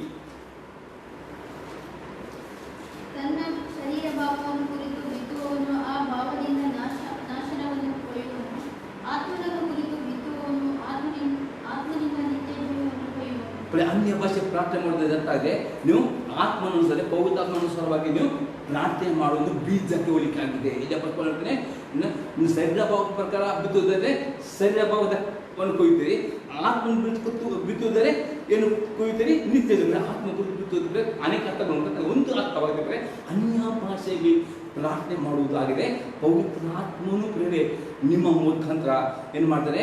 ನಿಮಗೆ ಗೊತ್ತಿಲ್ಲದ ಸಂಕೇತಗಳನ್ನು ಪ್ರಾರ್ಥನೆ ಮಾಡುತ್ತೀರಿ. ಅದೇನಿದೆ, ನೀವು ಬಿತ್ತುತ್ತೀರಿ. ಆ ಬೀಜ ಬಿತ್ತುತ್ತೀರಿ. ಆ ಬಿತ್ತಲ್ಪಟ್ಟ ಬೀಜಕ್ಕೆ 100% ಪ್ರತಿಫಲಮುಖಿ ಉಂಟು. ಅದು ಬೀಜ ಯಾವುದು? ಬೀಜ ಅದು ಶರೀರ ಭಾವದ ಪ್ರಕಾರ ಆತ್ಮನ ಪ್ರೇರೇಪಣೆಯಿಂದ ಮಾಡುವಂಥದ್ದು. ಅನ್ಯ ಭಾಷೆ ಹೇಗೆ ಪ್ರಾರ್ಥನೆ ಮಾಡ್ತಾರೆ? ದೇವರ ಆತ್ಮನನ್ನು ನಡೆಸುವಾಗ ದೇವರ ಆತ್ಮನ ಪ್ರೇರೇಪಣೆ ಮಾಡೋ ಪ್ರಾರ್ಥನೆ. ಅದು ಪರಲೋಕದಲ್ಲಿ ನಾವು ಆ ಬೀಜನ ಬಿತ್ತುತ್ತೇವೆ. ಆ ಬೀಜಕ್ಕೆ ತಕ್ಕ ಸಮಯದಲ್ಲಿ ಫಲಗಳು ಬರುತ್ತವೆ. ಅದಕ್ಕೆ ನಾವು ನೋಡೋಕೆ ಕೀರ್ತನೆ 126ನೇ ಕೀರ್ತನೆಯಲ್ಲಿ 5 ಮತ್ತು 6ನೇ ವಾಕ್ಯ. 126ನೇ ಕೀರ್ತನೆ ಅದು 5 ಮತ್ತು 6ನೇ ವಾಕ್ಯ. ಅಳುತ್ತಾ ಬಿತ್ತುವವನು ಹಾಡುತ್ತಾ ಕೊಯ್ಯುವನು. ದುಃಖಿಸುತ್ತಾ ಬೀಜವನ್ನು ತೆಗೆದುಕೊಂಡು ಹೋಗುವವನು ಹರ್ಷಿಸುತ್ತಾ ಸಿಂಹಗಳನ್ನು ಕಟ್ಟುಕೊಳ್ಳುವನು. ಆಮೇಲೆ ಅನ್ಯ ಭಾಷೆ ಪ್ರಾರ್ಥನೆ ಮಾಡುವಾಗ ನಮ್ಮ ಮನಸ್ಸಿಗೆ ಏನು ಪ್ರಾರ್ಥನೆ ಗೊತ್ತಾಗುದಿಲ್ಲ. ಅದು ನಮ್ಮ ಆತ್ಮ ಪವಿತ್ರಾತ್ಮ ಸಹಾಯದಿಂದ ನಾವು ಅನೇಕ ಸಂಗತಿಗಳಿಗೆ ಕಣ್ಣೀರಿಂದ ಪ್ರಾರ್ಥನೆ ಮಾಡ್ತೀವಿ. ಸ್ಪೆಸಿಫಿಕ್ ಆಗಿ ಪವಿತ್ರ ನಮ್ಮ ಮುಖಾಂತರ ನಾಸದ ಆತ್ಮಗಳಿಗೂ ಕಣ್ಣೀರಿಂದ ಪ್ರಾರ್ಥನೆ ಮಾಡ್ತಾನೆ. ಅಷ್ಟೇ ಅಲ್ಲದೆ ದೇವರ ಮಕ್ಕಳಿಗೋಸ್ಕರ, ದೇವರ ಸಭೆಗೋಸ್ಕರ, ನಮಗೋಸ್ಕರ, ನಮ್ಮ ಕುಟುಂಬಕ್ಕೋಸ್ಕರ ಪವಿತ್ರ ಪ್ರಾರ್ಥನೆ ಏನು ಮಾಡ್ತಾರೆ. ನಮಗೆ ಕೆಲವು ಸಲ ನಮಗೆ ಕಣ್ಣೀರು ಬರಬಹುದು. ಕೆಲವು ಬರದಿದ್ದರೂ ಸಹ ನಮ್ಮ ಆತ್ಮ ಪವಿತ್ರ ಆತ್ಮ ಮುಖಾಂತರ ನಾವು ಮಾಡೋ ಪ್ರಾರ್ಥನೆ ಅದು ಕಣ್ಣೀರಿನಿಂದ ನಾವು ಪ್ರಾರ್ಥನೆ ಮಾಡುತ್ತೇವೆ. ಆ ಪ್ರಾರ್ಥನೆ ಏನು ಮಾಡ್ತದೆ? ಪರಲೋಕದಲ್ಲಿ ಡಿಪಾಸಿಟ್ ಒಂದಿನ ಆಶಿಸುತ್ತಾ ಆ ಪ್ರಾರ್ಥನೆ ಪ್ರತಿಫಲ ಹೊಂದುತ್ತೀವಿ. ಆಮೇಲೆ ಅದಕ್ಕೆ ಅಲ್ಲಿ ನಾವು 1ನೇ ವಾಕ್ಯದಿಂದ 4 ಮುಗಿದರೆ ಅದ್ಭುತಗಳು ಆಗಬೇಕಾ? ಬೇರೆ ಅನ್ಯ ಭಾಷೆ ಪ್ರಾರ್ಥನೆ ವೆರಿ ಇಂಪಾರ್ಟೆಂಟ್. ಆ ಅನ್ಯ ಭಾಷೆ ಪ್ರಾರ್ಥನೆ ಬೀಜ ಬಿಟ್ಟಿದ್ದಾರೆ. ನಾವು ಎನಿಸಲಿಕ್ಕೆ ಆಗದಂಥ ಕಾರ್ಯಗಳು ಬೇರೆ ಅಂಥ ಅದ್ಭುತಗಳು ದೇವರು ಮಾಡ್ತಾರೆ. ಸುಮ್ಮನೆ ಅದ್ಭುತ ಆಗುತ್ತಿಲ್ಲ. ಬೇರೆ ಅದ್ಭುತ ಆಗಬೇಕಾ? ಅನ್ಯ ಭಾಷೆ ಪ್ರಾರ್ಥನೆ ಮಾಡಬೇಕು. ಪವಿತ್ರಾತ್ಮನು ನಮ್ಮ ಮುಖಾಂತರ ಅನೇಕ ಸಂಗತಿಗಳ ಪ್ರಾರ್ಥನೆ ಮಾಡುವ ಒಂದು ದಿನ ಆ ಪ್ರಾರ್ಥನೆ ಥರ ಬರುವಾಗ ಜನರು ಇರ್ತಾರೆ. ಬೇಕಾದ 126 ಒಂದು 4ನೇ ವಾಕ್ಯ ಓದಿಕೊಂಡು ಅರ್ಥ ಆಗಲಿಕ್ಕೆ. ಸೆರೆಯಲ್ಲಿದ್ದ ನಮ್ಮನ್ನು ಯೋಗವನ್ನು ತಿರುಗಿ ಚಿಯೋನಿಗೆ ಬರಮಾಡಿದಾಗ ನಾವು ಕನಸು ಕಂಡವರಾಗಿದ್ದೆವು. ಆಗ ನಮ್ಮ ಬಾಯಿ ಬಲು ನಗೆಯಿಂದಲೂ ನಮ್ಮ ನಾಲಿಗೆ ಗೀತದಿಂದಲೂ ತುಂಬಿದ್ದವು. ಅನ್ಯ ಜನರು ಯೋಗವನ್ನು ಇವರಿಗೋಸ್ಕರ ಮಹತ್ಕಾರ್ಯಗಳನ್ನು ಮಾಡಿದ್ದಾನೆಂದು ತಮ್ಮೊಳಗೆ ಮಾತನಾಡಿಕೊಳ್ಳುತ್ತಿದ್ದರು. ಯೋಗವನ್ನು ನಮಗೋಸ್ಕರ ಮಹತ್ಕಾರ್ಯಗಳನ್ನು ಮಾಡಿದ್ದು ನಿಜ. ಆದುದರಿಂದ ನಾವು ಸಂತೋಷವುಳ್ಳವರಾಗಿದ್ದೇವೆ. ಯೋಗವನೇ, ನೀನು ದಕ್ಷಿಣ ದೇಶಗಳ ಹಳ್ಳಗಳನ್ನು ಎಂಬಂತೆ ಸೆರೆಯಲ್ಲಿ ಉಳಿದಿರುವ ನಮ್ಮವರನ್ನು ತಿರುಗಿ ಬರಮಾಡು. ನೋಡಿ, ಇದು ಕಾರ್ಯ ಆಗ್ತದೆ. ಅನ್ಯ ಭಾಷೆ ಪ್ರಾರ್ಥನೆ ಮಾಡುವ ಅನ್ಯ ಜನರು ದೇವರು ಇವರ ಜೀವಿತದಲ್ಲಿ, ಇವರ ಕುಟುಂಬದಲ್ಲಿ ಅದ್ಭುತ ಮಾಡೋದು ನಿಜ. ಯಾರು ಹೇಳ್ತಾರೆ? ಅನ್ಯ ಜನರು ಹೇಳ್ತಾರೆ. ಆಮೇಲೆ ನಿಜವಾಗಿ ಈ ಸಭೆಯಲ್ಲಿ, ಈ ಕುಟುಂಬದಲ್ಲಿ, ಈ ಇವರಲ್ಲಿ ಅದ್ಭುತ ಮಾಡೋದು ನಿಜ. ಯಾರು ಹೇಳ್ತಾರೆ? ಅನ್ಯ ಜನರು ಹೇಳ್ತಾರೆ. ಆ ರೀತಿಯ ಅದ್ಭುತಗಳು ಜನರಿಗೆ ನೋಡುವಂತೆ, ಜನರು ನೋಡಿ ವಿಸ್ಮಿತರಾಗುವಂಥ ಅದ್ಭುತಗಳು ಆಗಬೇಕಾ? ಮತ್ತು ಅದು ನೀವು ಕೆಲವು ಕಷ್ಟದಲ್ಲಿ, ಸರಿಯಲ್ಲಿ ಬಂದರೆ ಕೆಲವು ಕಷ್ಟದಲ್ಲಿ, ಸಾಲದ ಬಂಧನದಲ್ಲಿ, ರೋಗದ ಬಂಧನದಲ್ಲಿ ದೂರಿದ್ರೆ ಆ ಕಟ್ಟಿನಿಂದ ಬಿಡುಗಡೆ ಆಗಬೇಕಾ? ಕಣ್ಣೀರಿನ ಪ್ರಾರ್ಥನೆ, ಇಷ್ಟು ನಾವು ಬುದ್ಧಿಯಿಂದ ಪ್ರಾರ್ಥನೆ ಮಾಡಬೇಕು. ಅದು ಅನ್ಯ ಉಪವಾಸ ಪ್ರಾರ್ಥನೆ ಪವಿತ್ರ ಪ್ರಾರ್ಥನೆ ದೇವರ ಚಿತ್ರದ ಪ್ರಕಾರ ಪ್ರಾರ್ಥನೆ ಮಾಡಿದ್ರೆ ಆ ಪ್ರಾರ್ಥನೆಗೆ 100% ಒಂದು ದಿನ ಇಂತಹ ಅದ್ಭುತಗಳು ಹೊಂದುತ್ತೇವೆ. ಆಮೇಲೆ ತಡವಾಗಬಹುದು, ಅದು ಪ್ರಶ್ನೆ ಇಂಪಾರ್ಟೆಂಟ್ ಅಲ್ಲ. ಆದರೆ ನಾವು ಕಂಟಿನ್ಯೂಸ್ ಅದು ಪ್ರಾರ್ಥನೆ ಮಾಡಿದ್ರೆ 100% ಮುಂದಿನ ದಿನಗಳಲ್ಲಿ ಆ ಕೊಯ್ಲನ್ನು ಕೊಯ್ದಕ್ಕೆ ಪವಿತ್ರ ಮಾಡೋ ಪ್ರಾರ್ಥನೆ ಅದು ಬೀಜನ ಒಳ್ಳೆ ಬೀಜ, ಹೌದಲ್ಲ? ಅದು ಒಳ್ಳೆ ಬೀಜ ಫಲ ಕೊಟ್ಟಿಲ್ಲ, ಕೊಡುತ್ತದೆ. ಇನ್ನೊಂದು ವಾಕ್ಯ ನೋಡಿದ್ರೆ ಕೀರ್ತನೆ 56ನೇ ಕೀರ್ತನೆಯಲ್ಲಿ 8ನೇ ವಾಕ್ಯ, Psalm 56 verse 8. ನಾನು ದೇಶಭ್ರಷ್ಟನಾಗಿ ಅಲೆದಾಡಿದ್ದನ್ನು ನೀನೇ ಬಲ್ಲೆ. ನನ್ನ ಕಣ್ಣೀರು ನನ್ನ ಮುದ್ದಲಿಯಲ್ಲಿ ತುಂಬಿದೆ, ಅದರ ವಿಷಯ ನಿನ್ನ ಪುಸ್ತಕದಲ್ಲಿ ಬರೆದಿದೆ. ಆಮೇಲೆ ನಮ್ಗೆ ಏನು ಕೆಲಸ ಮಾಡ್ತಾರೆ, ದೇವರ ಭಾರ ಕೊಡುವಾಗ ಪ್ರಾರ್ಥನೆ ಮಾಡಿದ್ರೆ ಅನ್ಯ ಭಾಷೆ ಪ್ರಾರ್ಥನೆ ವೆರಿ ಇಂಪಾರ್ಟೆಂಟ್ ಆಗಿದೆ. ಕೆಲವು ಸಲ ನಿಮಗೆ ಗೊತ್ತಾಗೋದು ಏನೋ ಪ್ರಾರ್ಥನೆ ದೇವರ ನಿಮಗೆ ಯಾವ್ದು ಆಗ್ತದೆ, ರಾತ್ರಿ ನಿಮಗೆ ಬ್ರೇಕ್ ಆಗ್ಬೋದು, ನಿದ್ರೆ ಬರೋದಿಲ್ಲ, ಎಷ್ಟು ಹೊರಲಾಡು ನಿದ್ರೆ ಬರೋದಿಲ್ಲ, ಅನ್ಯ ಭಾಷೆ ಪ್ರಾರ್ಥನೆ ಮಾಡಿದ್ರೆ ಯಾರಿಗಾದರೂ ನಿಮ್ಮ ಪ್ರಾರ್ಥನೆ ಮಾಡುತ್ತದೆ. ನಿನ್ನೆ ದಿನ ಗುರುವಾರ, ನಿನ್ನೆ ದಿನ ನನಗೆ ದೇವರ ಆತ್ಮನು ಒಂದು ಒತ್ತಾಯ ಮಾಡಿ ಆಯಿತು. ನಾನು 10 ಗಂಟೆ ತನಕ ನನ್ನ ಮೊಬೈಲ್ ಸೈಲೆಂಟ್ ಇಟ್ಟುಕೊಂಡು ನಾನು 5 ಗಂಟೆಯಿಂದ ಸ್ಟಾರ್ಟ್ ಮಾಡಿ ಅನ್ಯ ಭಾಷೆ 10 ಗಂಟೆ ತನಕ ಮಾಡಬಹುದು ಪ್ರೇರಣೆ ಕಂಟಿನ್ಯೂಸ್ ನನ್ನ ಮೊಬೈಲ್ ಸೈಲೆಂಟ್ ಯಾರ ಫೋನು ಸ್ವೀಕಾರ ಮಾಡಿದೆ ಅನ್ಯ ಭಾಷೆ ನಾನು ಪ್ರಾರ್ಥನೆ ಮಾಡಬೇಕು ಆಯಿತು ಮಾಡಿದ್ದೆ ಬೇರೆ. ಆ ಸಾಯಂಕಾಲ ನನಗೆ ಒಂದು ಫೋನ್ ಬಂದಪ್ಪ ಸಹೋದರರು, ಮಾಸ್ಟರ್ ಇವತ್ತು ದಿನ ಹೌದು ಅವರು ಕೆಲಸ ಮಾಡುವ ಅವರೊಂದು ಬಿಸ್ನೆಸ್ ಮಾಡ್ತಿದ್ರು, ಅವರಿಗೆ ಸಹ ದೇವರ ಆತ್ಮನ್ನು ಮಾತನಾಡ್ತಿದ್ರೆ ಒಂದು ಲಾರಿ ಅಂದರೆ ಅವರಿಂದ ಲಾರಿ ಅಂತ ಸಾಮಾನುಗಳು ಬರಲಿಕ್ಕಿತ್ತು. ಅವ್ರು ಹೇಳಿದ್ರು 3 ಸಲ ದೇವ್ರು ಮಾತನಾಡಿದ್ರು, ನನಗೆ ಅರ್ಥ ಆಗಲಿಲ್ಲ ದೇವರ ಆತ್ಮ ಮಾತನಾಡಿದ್ದು. ಅಂದರೆ ಆ ಒಂದು ರೋಡ್ನಿಂದ ಲಾರಿ ಬಂದರೆ ಅದು ಮುಗಿಸಿ ಬಿಡ್ತದೆ, ಬೇರೆ ರೋಡ್ನಲ್ಲಿ ತರಬೇಕು ಅದು ಅವ್ರಿಗೆ ಗೊತ್ತಿಲ್ಲ, ಅವ್ರ ಅನುಭವ ಇಲ್ಲದಂತೆ ಅವ್ರಿಗೆ ಮತ್ತೆ ಗೊತ್ತಾಯಿತು ದೇವರ ಆತ್ಮನದವರು ಅವ್ರ ಸಮಯಕ್ಕೆ. ಆದರೆ ಆ ಲಾರಿ ಬಿದ್ದದ್ದು ಅಂದರೆ ತುಂಬ ಎಷ್ಟು ಟನ್, ಅದು ಕೆಲವು ಇದು ಇಂಟರ್ಲಾಕ್ ಅಂತಾರೆ, ಇಂಟರ್ಲಾಕ್ನಿಂದ ಲಾರಿ ಬಿದ್ದ ಆ ಜಾಗದಲ್ಲಿ ಜನ ಇರ್ತಾರೆ. ಒಂದು ಆ ಡ್ರೈವರಿಗಾಗಲಿ ಕ್ಲೀನರ್ಗಾಗಲಿ ಯಾರಿಗೂ ಏನು ಹಾನಿ ಆಗಲಿಲ್ಲ, ಮತ್ತು ಯಾವುದೂ ಅಷ್ಟೊಂದು ಡ್ಯಾಮೇಜ್ ಆಗಿದೆ. 2,500 ಮತ್ತೆ ಖರ್ಚಾಯ್ತು ಅಂತಾರೆ. ಬರೀ ಅದು ಟೈಮ್ ಕೇಳಿದ್ರು ನಾವು, ಅವನಿಂದ 9:30 ಗಂಟೆಗೆ ಹೇಳಿದ್ರು. ನಾನು ದೇವಸ್ಥೋತ್ರ ಏನೋ ನನಗೆ ನಾನು ಅಷ್ಟೇ ನನ್ನ ಬ್ರೇಕ್ಫಾಸ್ಟ್ ಮಾಡಿದೆ, ಏನೋ ನನಗೆ ಅದು ನಂತರ ಬೈಬಲ್ ಏನೋ ನನಗೆ 5 ಗಂಟೆಯಿಂದ ಸ್ಟಾರ್ಟ್ ಅನ್ಯ ಭಾಷೆ ಕಂಟಿನ್ಯೂ 10 ಗಂಟೆ ತನಕ ಬಿಡದೆ ಪ್ರಾರ್ಥನೆ 10 ಜನನ ಗಟ್ಟಿ ನನ್ನ ಮನೆಯಲ್ಲಿ ನಾನು ವಾಕಿಂಗ್ ಮಾಡಿ ಪ್ರೇರ್ ಮಾಡಿ ಏನೋ ಆಗಲಿ ಆಗ್ತದೆ ಪ್ರೇರ್ ಯಾರಿಗೋಸ್ಕರ ಪ್ರಾರ್ಥನೆ ಮಾಡ್ತೀನಿ, ನಿಮ್ಮ ಮನಸ್ಸಿಗೆ ಆಗ್ತದೆ ಏನೋ ಒಂದು ವಿಷಯ ಪ್ರೇರ್ ಮಾಡೋದು. ಆದರೆ ಸಾಯಂಕಾಲ ಗೊತ್ತಾಯ್ತು ದೇವರ ಆತ್ಮ ನನಗೆ ಭಾರ ಕೊಟ್ಟನು, ನಾನು ಪ್ರಾರ್ಥನೆ ಮಾಡಿದ ಪ್ರತಿಫಲವಾಗಿ ಅಲ್ಲಿ ದೇವರು ಆ ಒಂದು ವಿಶ್ವಾಸಿ ಅಂದರೆ ಆ ಕೆಲಸ ಮಾಡುವ ವಿಶ್ವಾಸಿ ಆ ಒಂದು ಬಿಸ್ನೆಸ್ ಈ ಪ್ರಾರ್ಥನೆ ದೇವರು ಅವನಿಗೆ ನಷ್ಟ ಆಗಿಲ್ಲ, ಅವನ ದನಿಗೆ ನಷ್ಟ ಆಗಿದೆ, ದೇವ್ರು ಸೇಫಾಗಿ ರಕ್ಷಿಸಿ ದೇವ್ರು ಕಾಪಾಡಿದ್ರು. ನನಗೆ ಅನ್ಯ ಭಾಷೆ ಪ್ರಾರ್ಥನೆ ವೆರಿ ಇಂಪಾರ್ಟೆಂಟ್. ನನಗೆ ಅಂತಂದರೆ ದೇವರನ್ನು ಯಾವ ಮೂಮೆಂಟ್ನಲ್ಲಿ ನಿಮ್ಗೆ ಪ್ರೇರೆ ಯಾರು ಇದ್ದರೆ ಮನಸ್ಸಲ್ಲಿ ಪ್ರೇಯರ್ ಮಾಡಿ, ಯಾರಿಲ್ಲದೆ ಗಟ್ಟಿ ಪ್ರೇಯರ್ ಮಾಡಿ. ರಾತ್ರಿ ಆಗ್ಬೋದು, ನಿಮ್ಮ ಪ್ರಾರ್ಥನೆ ಅದು ನಿಮಗೋಸ್ಕರ ಆಗ್ಬೋದು, ನಿಮ್ಮ ಮಕ್ಕಳಿಗೋಸ್ಕರ ಆಗ್ಬೋದು, ನಿಮ್ಮ ಕುಟುಂಬದವರಿಗೋಸ್ಕರ ಆಗ್ಬೋದು, ಅದು ದೇವರ ಸೇವಕರಿಗೋಸ್ಕರ ಆಗಬಲ್ಲ. ನನಗೆ ಅಂತಂದರೆ ವೆರಿ ದೇವರಿಗೆ ಪ್ರಾರ್ಥನೆ ಇಲ್ಲದೆ ಏನು ಮಾಡಲಿಕ್ಕೆ ಸಾಧ್ಯತೆ. ದೇವರ ಆತ್ಮನು ಏನೂ ಈ ಲೋಕದ ಕಾರ್ಯ ಮಾಡಬೇಕಾ, ಯಾರೊಬ್ಬರ ಪ್ರಾರ್ಥನೆ ಮಧ್ಯಸ್ಥಿಕೆ ಪ್ರಾರ್ಥನೆ ಬೇಕೇ ಇಲ್ಲ. ಅದಕ್ಕೆ ಇಲ್ಲದೆ ನನ್ನ ಕಣ್ಣೀರು ನಮ್ಮ ಬುದ್ಧಿಗೆ ತುಂಬಿದೆಯಲ್ಲ ನೆನಸ ಪ್ರಾರ್ಥನೆ ಮಾಡುವಾಗ ನಮ್ಮ ಕೆಲಸ ಮನಸ್ಸಿಗೆ ಅರ್ಥವಾಗೋದಿಲ್ಲ. ಅದು ನಂಬಿಕೆಯಿಂದ ನಾವು ಮಾತನಾಡುವಾಗ ನಮ್ಮ ಆತ್ಮ ಕಣ್ಣೀರಿಂದ ನಮಗೋಸ್ಕರ ನಮ್ಮ ಕುಟುಂಬದವರಿಗೋಸ್ಕರ ಅದು ಯಾರಿಗೋಸ್ಕರ ಪ್ರಾರ್ಥನೆ ಮಾಡ್ತದೆ. ದೇವರು ಜ್ಞಾಪಕದಲ್ಲಿಟ್ಟುಕೊಂಡು ಕೆಲವು ಕೂಡಲೇ ಉತ್ತರ ಬಂದರೆ ಅದು ತಡವಾದರೂ ಉತ್ತರ ಬಂದೇ ಬರುತ್ತದೆ. ಅದು ಏನೇ ಪವಿತ್ರಾತ್ಮಸಾರ ಆತ್ಮದಿಂದ ಬಿತ್ತಲ್ಪಡುವ ಬೀಜ, ಅದಕ್ಕೆ ಮಿರಾಕಲ್ ಉಂಟು ಉತ್ತರ ಉಂಟು. ಅದಕ್ಕೆ ಎಂದಿಗೂ ಅನೇಕರಿಗೆ ಅನೇಕ ಪ್ರಾರ್ಥನೆ ಡೌಟ್ ಬರ್ತದೆ ಮನಸ್ಸಿಂದ, ಅದು ಅರ್ಥವಾಗುವುದಿಲ್ಲ. 2 ಶಬ್ದ ಬರಬಹುದು, ಕೆಲವರಿಗೆ 3 ಶಬ್ದ ಅದು ನೀವು ಅದಕ್ಕೆ ಅರ್ಥವಾಗದಂತೆಗೆ ಬಿಟ್ಟು ನಂಬಿಕೆಯಿಂದ ಪ್ರಾರ್ಥನೆ ಮಾಡಿ. ನಿಮ್ಗೆ ಅರ್ಥವಾಗುವುದಿಲ್ಲ, ಕೆಲವು ನಿಮ್ಗೆ ಅರ್ಥ ಕೊಡದಿದ್ದು ಅದು ಪ್ರಾರ್ಥನೆಯ ಭಾಷೆ ಇದೆ. ಅದಕ್ಕೆ ಪ್ರೇಯರ್ ಲ್ಯಾಂಗ್ವೇಜ್ ಹೋಲಿ ಸ್ಪಿರಿಟ್ ಇರ್ತಾರೆ.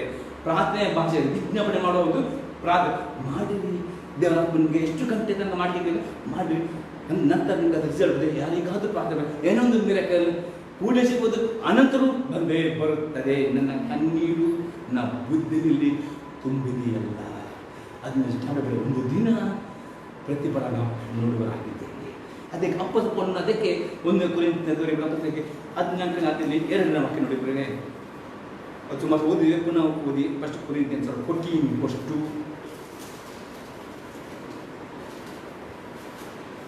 ವಾಣಿಯನ್ನು ಆಡುವವನು ದೇವರ ಸಂಗಡ ಮಾತನಾಡುತ್ತಾನೆ ಹೊರತು ಮನುಷ್ಯರ ಸಂಗಡ ಆಡುವುದಿಲ್ಲ. ಅವನು ಆತ್ಮ ಪ್ರೇರಿತನಾಗಿ ರಹಸ್ಯಾರ್ಥಗಳನ್ನು ನುಡಿದಿದ್ದರೂ ಯಾರೂ ತಿಳಿದುಕೊಳ್ಳುವುದಿಲ್ಲ. ಅದೇ ಕಪ್ಪದೆ ವಾಣಿಯನ್ನು ನಾಡು ಡೈರೆಕ್ಟ್ ದೇವರ ಮಾತನಾಡ್ತೇವೆ. ನಾವು ರಹಸ್ಯ ನಮ್ಗೆ ಗೊತ್ತಿಲ್ಲ, ಯಾರಿಗೂ ಗುಪ್ತವಾದ ಅನೇಕ ಸಂಗತಿಗಳಿಗೋಸ್ಕರ ಪ್ರಾರ್ಥನೆ ಮಾಡ್ತೇವೆ. ಒಂದು ದಿನ ಅದರ ರಿಸಲ್ಟ್ ಬರುವಾಗ ಸಂತೋಷದಿಂದ ಕುಣಿದಾಡುವಂತೆ ನಾವು ಕುಣಿದಾಡುವರಾಗಿದ್ದೇವೆ. ಆಮೇಲೆ ಇನ್ನೊಂದು ವಾಕ್ಯ ಎಫೆಸದವರಿಗೆ ಪತ್ರಿಕೆ 3ನೇ ಅಧ್ಯಾಯದಲ್ಲಿ 20 ಮತ್ತು 21ನೇ ವಾಕ್ಯ. Ephesians 3:20 and 21.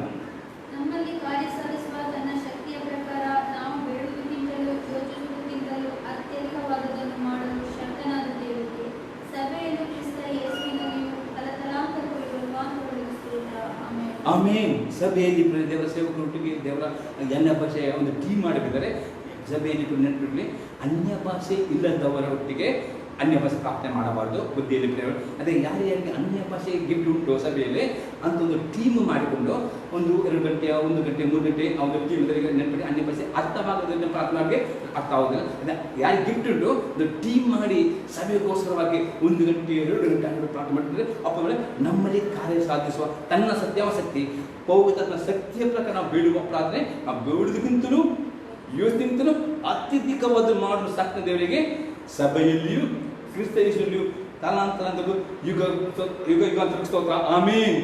ಸಭೆಯಲ್ಲಿ ಉಜ್ಜೀವನ ಬರಬೇಕು, ಸಭೆಯಲ್ಲಿ ಪವಿತ್ರ ಕಾರ್ಯಗಳು ಆಗಬೇಕು. ಹಾಗಾದರೆ ನಾನು ಹೇಳ್ತೇನೆ, ಸಭೆಯಲ್ಲಿ ದೇವರ ಸೇವಕರಿಗೆ ಯಾರ್ಯಾರಿಗೆ ಅನ್ಯ ಭಾಷೆ ಇಟ್ಟುಂಟು ಒಂದು ಟೀಮ್ ಮಾಡಿಕೊಂಡು ಕೆಲವು ಗಂಟೆ ಒಂದೇ ಮನಸ್ಸು ಅನ್ಯ ಭಾಷೆ ಪ್ರಾರ್ಥನೆ ಮಾಡಿ ನಿಜವಾಗಿ ದೇವರು ತನ್ನ ಸಭೆಯಲ್ಲಿ ಅತಿ ಬೇಗನೆ ದೇವರ ಉಜ್ಜೀವನ ಕಾರ್ಯ ಮಾಡುವನಾಗಿದ್ದಾನೆ.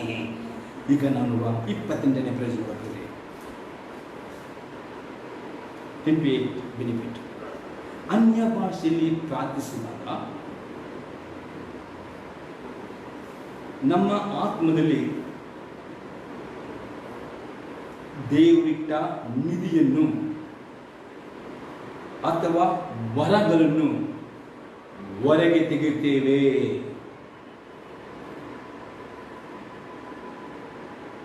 ಕೊನೆಯದನ್ನೇ, ಅನ್ಯ ಭಾಷೆಯಲ್ಲಿ ಪ್ರಾರ್ಥಿಸುವಾಗ ನಮ್ಮ ಆತ್ಮದಲ್ಲಿ ದೇವರಿಟ್ಟ ನಿಧಿಯನ್ನು ಅಥವಾ ವರಗಳನ್ನು ಹೊರಗೆ ತೆಗೆಯುತ್ತೇವೆ. 2 ಕೊರಿಂಥಿಯನ್ಸ್ 4:7. 2ನೇ ಕೊರಿಂಥಿಯದವರಿಗೆ ಪತ್ರಿಕೆ 4ನೇ ಅಧ್ಯಾಯದಲ್ಲಿ 7ನೇ ವಾಕ್ಯ. 2 ಕೊರಿಂಥಿಯನ್ಸ್ 4:7.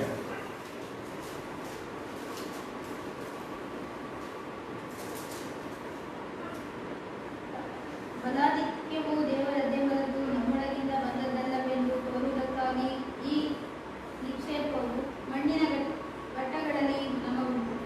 ಅರ್ಥವಾದ ಅಪಸ್ಪರ್ಧನೆ. ಈ ನಿಕ್ಷೇಪದ ಪವಿತ್ರಾತ್ಮನ ಕೊಡುವಂಥ ವರಗಳು ಪ್ರತಿಯೊಬ್ಬ ಮಗು ಈ ಭೂಮಿಯಲ್ಲಿ ಹುಟ್ಟುವಾಗ ದೇವರಾತ್ಮನು ದೇವರಿಂದ ಕೆಲವು ವರಗಳನ್ನು ಕೆಲವು ತನಗಳನ್ನು ಹೊಂದಿಕೊಂಡೇ ಹುಟ್ಟುತ್ತಾನೆ.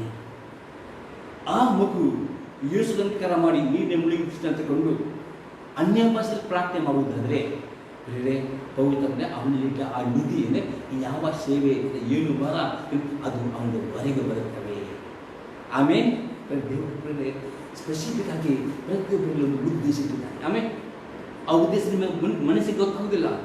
ಅದು ಎಷ್ಟು ನೀವು ಅನ್ಯ ಭಾಷೆ ಪ್ರಾರ್ಥನೆ ಮಾಡೋದು ಪವಿತ್ರಾತ್ಮನು ನಿಮ್ಮಲ್ಲಿ ಏನು ಉದ್ದೇಶ ಇದೆ. ನಾನು ಮಾಡುವ ಕೆಲಸ ನಿಮಗೆ ಮಾಡಲಿಕ್ಕೆ ಆಗ್ತದ? ನೀವು ಮಾಡೋದು ನಾನು ಮಾಡಲಿಲ್ಲ. ಒಬ್ಬರು ಒಂದೊಂದು ರೀತಿಯ ಕೆಲಸ ಒಂದೊಂದು ಗಿಫ್ಟ್ ಕೊಟ್ಟಿದ್ದಾನೆ. ನಿಮಗೆ ಯಾವ ಗಿಫ್ಟ್ ಕೊಟ್ಟಿದ್ದಾನೆ, ಯಾವ ಕಲಿವಿಕೆ ಉಂಟು, ಯಾವ ಸೇವೆ ಉಂಟು, ಯಾವ ತಲಾಂತ ಉಂಟು. ಅನ್ಯ ಭಾಷೆಯಲ್ಲಿ ಪುನಃ ನಾನು ಹೇಳ್ತೇನೆ, 1 ಗಂಟೆ ಪ್ರಾರ್ಥನೆ ಸ್ಟ್ಯಾಟಿಸ್ಟಿಕ್ಸ್ ಆಗಬೇಡಿ. 2 ಗಂಟೆ ಮಿನಿಮಮ್ ನೀವು ಪ್ರಾರ್ಥನೆ ಮಾಡ್ತಾ ಬಂದರೆ ಡೆಫಿನಿಟ್ ನಿಮಗೆ ನಿಮ್ಮ ಒಳಗೆ ಇರುವ ಯಾವುದೇ ಬಲ ಇರ್ಬೋದು ಅದು ಹೊರಗೆ ಬಂದು ನಿಮಗೆ ತೋರುತ್ತದೆ, ಇತರಿಗೂ ತೋರುತ್ತದೆ. ನಿಜವಾಗಿ ಈ ಮಗನು ಪವಿತ್ರಾತ್ಮನ ಅಭಿಷಿಕ್ತನು ಪವಿತ್ರ ವರಗಳು ತೋರಲ್ಪಡುತ್ತವೆ. ನಾನು ನೋಡ್ತೇವೆ ಯೋಸೇಫನ ಬಗ್ಗೆ ನೋಡ್ತೇವೆ. ಆ ಜನರು ಯೋಸೇಫ ದೇವರ ಉಂಟು, ಅವನಿಗೆ ಕನಸಿನ ಅರ್ಥ ಇರುವವರ ಉಂಟು ಮತೆಗೆ ಅನ್ಯ ಜನರು ಆಸೆಯಲ್ಲಿದ್ದರು. ಹಾಗೆ ನಿಮ್ಮಲ್ಲಿರುವ ವರಗಳು ಅನ್ಯ ಜನರಿಗೆ ಗೊತ್ತಾಗ್ತದೆ ನೀವು ಪವಿತ್ರಾತ್ಮನ ಅಭಿಷಿಕ್ತರು ಎಂಬುದಾಗಿ. ಆಮೇಲೆ ಅರೆ ಅನ್ಯ ಭಾಷೆಯನ್ನು ಪ್ರಾರ್ಥನೆ ಮಾಡಲಿಲ್ಲ. ನೋಡಿ, ದೇವರ ಆತ್ಮನು ದೇವರ ಸೇವಕರು ತಲೆಯ ಮೇಲೆ ಹಸ್ತ ಇಡುವಾಗ ಪವಿತ್ರನ ಪ್ರವಾದನೆ ಮುಖಾಂತರ ವರಗಳನ್ನು ಇಂಪಾರ್ಟ್ ಮಾಡ್ತಾನೆ. ಅದು ಇಂಪಾರ್ಟ್ ಮಾಡಿದ ನಂತರ ಅಂದರೆ ಕೂಡಲೇ ವರಗಳು ತೋರಲ್ಪಡೋದಿಲ್ಲ. ತೋರಲ್ಪಡಬೇಕಾದ್ರೆ ದಿನಾಲು ಅನ್ಯ ಭಾಷೆ ಪ್ರಾರ್ಥನೆ ಮಾಡುತ್ತಾರೆ. ಏನು ವರ ಮೇಲೆ ಕೊಟ್ಟಿದ್ದಾನೋ ಏನುಂಟು ಅದು ನಿಮ್ಮ ಮುಖಾಂತರ ತೋರಲ್ಪಡುತ್ತದೆ. ನಿಮಗೆ ಗೊತ್ತಾದ ದೇವರ ಸಭೆಯವರಿಗೆ ಗೊತ್ತಾಗಿದೆ, ದೇವರ ಮಹಿಮೆ ಅಲ್ಲಿ ಆಗ್ತದೆ. ಅದು ಅನ್ಯ ಭಾಷೆ ಪ್ರಾರ್ಥನೆ ಕಡಿಮೆ ಮಾಡಿದರೆ ಅಥವಾ ಹೆಸರು ಅದೊಂದು ಗಂಟೆ ಅಷ್ಟು ಮಾಡಿದರೆ ಏನು ಅದು ಜಾಸ್ತಿ ಮಾಡಬೇಕು. ಅದು ಒಳಗಿದ್ದ ನಿಧಿ ಇದು ಮಣ್ಣಿನ ಅಂದರೆ ನಾವು ಮಣ್ಣಿನ ಪಾತ್ರೆ ಆಗ್ತೇವೆ. ಈ ಮಣ್ಣಿನ ಪಾತ್ರೆಗಳಲ್ಲಿ ದೇವರು ಏನಿಟ್ಟಿದ್ದಾನೆ? ನಿಕ್ಷೇಪ. ಯಾವ ನಿಕ್ಷೇಪ? ಪರಲೋಕದ ನಿಕ್ಷೇಪ ಇಟ್ಟಿದ್ದಾನೆ. ಆಮೇಲೆ ಪವಿತ್ರ ಬಲಗಳಿಟ್ಟಿದ್ದಾನೆ.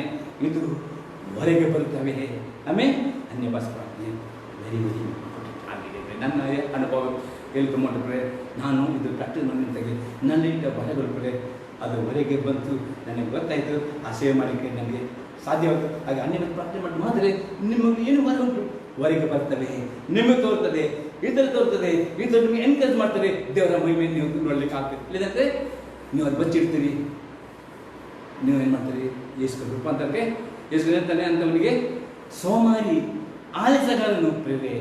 ಯಾರು ಆ ಮಾತುಕತಾರೆ? ಯಾರು ಅನ್ಯ ಭಾಷೆಯಲ್ಲಿ ಪ್ರಾರ್ಥನೆ ಮಾಡಿದ್ರು ವರದ ಉಂಟು, ಅವರಿಗೆ ಪ್ರವಾದ ಉಂಟು, ಆಲಸ್ಯತನ ಮಾಡ್ತಾರೆ, ಭಯ ಪಡ್ತಾರೆ. ಯಾಕೆ? ಧೈರ್ಯ ಅನ್ಯ ಭಾಷೆ ಪ್ರಾರ್ಥನೆ ಮಾಡಿದ್ರೆ ಅವನಿಂದ ಆಲಸ್ಯ ಹೋಗ್ತದೆ, ಹೆದರಿಕೆ ಹೋಗ್ತದೆ. ಅವನು ಧೈರ್ಯದಲ್ಲಿ ಸಂದರ್ಭ ಸಿಗುವಾಗ ಸಿಪಾಯಿಯಾಗಿ ದೇವರ ಸೇವೆ ಮಾಡುತ್ತಾನೆ.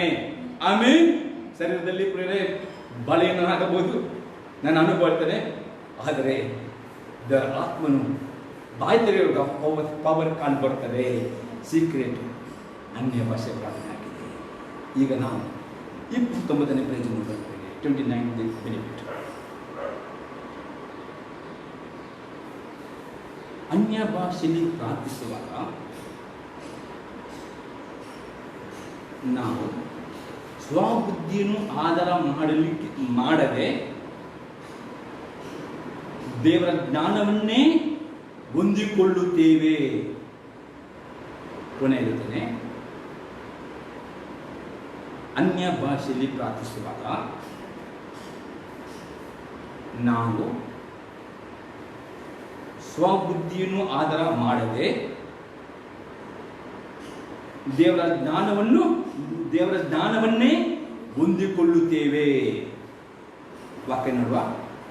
403ನೇ ಆದಿಯಲ್ಲಿ 5ನೇ ವಾಕ್ಯ.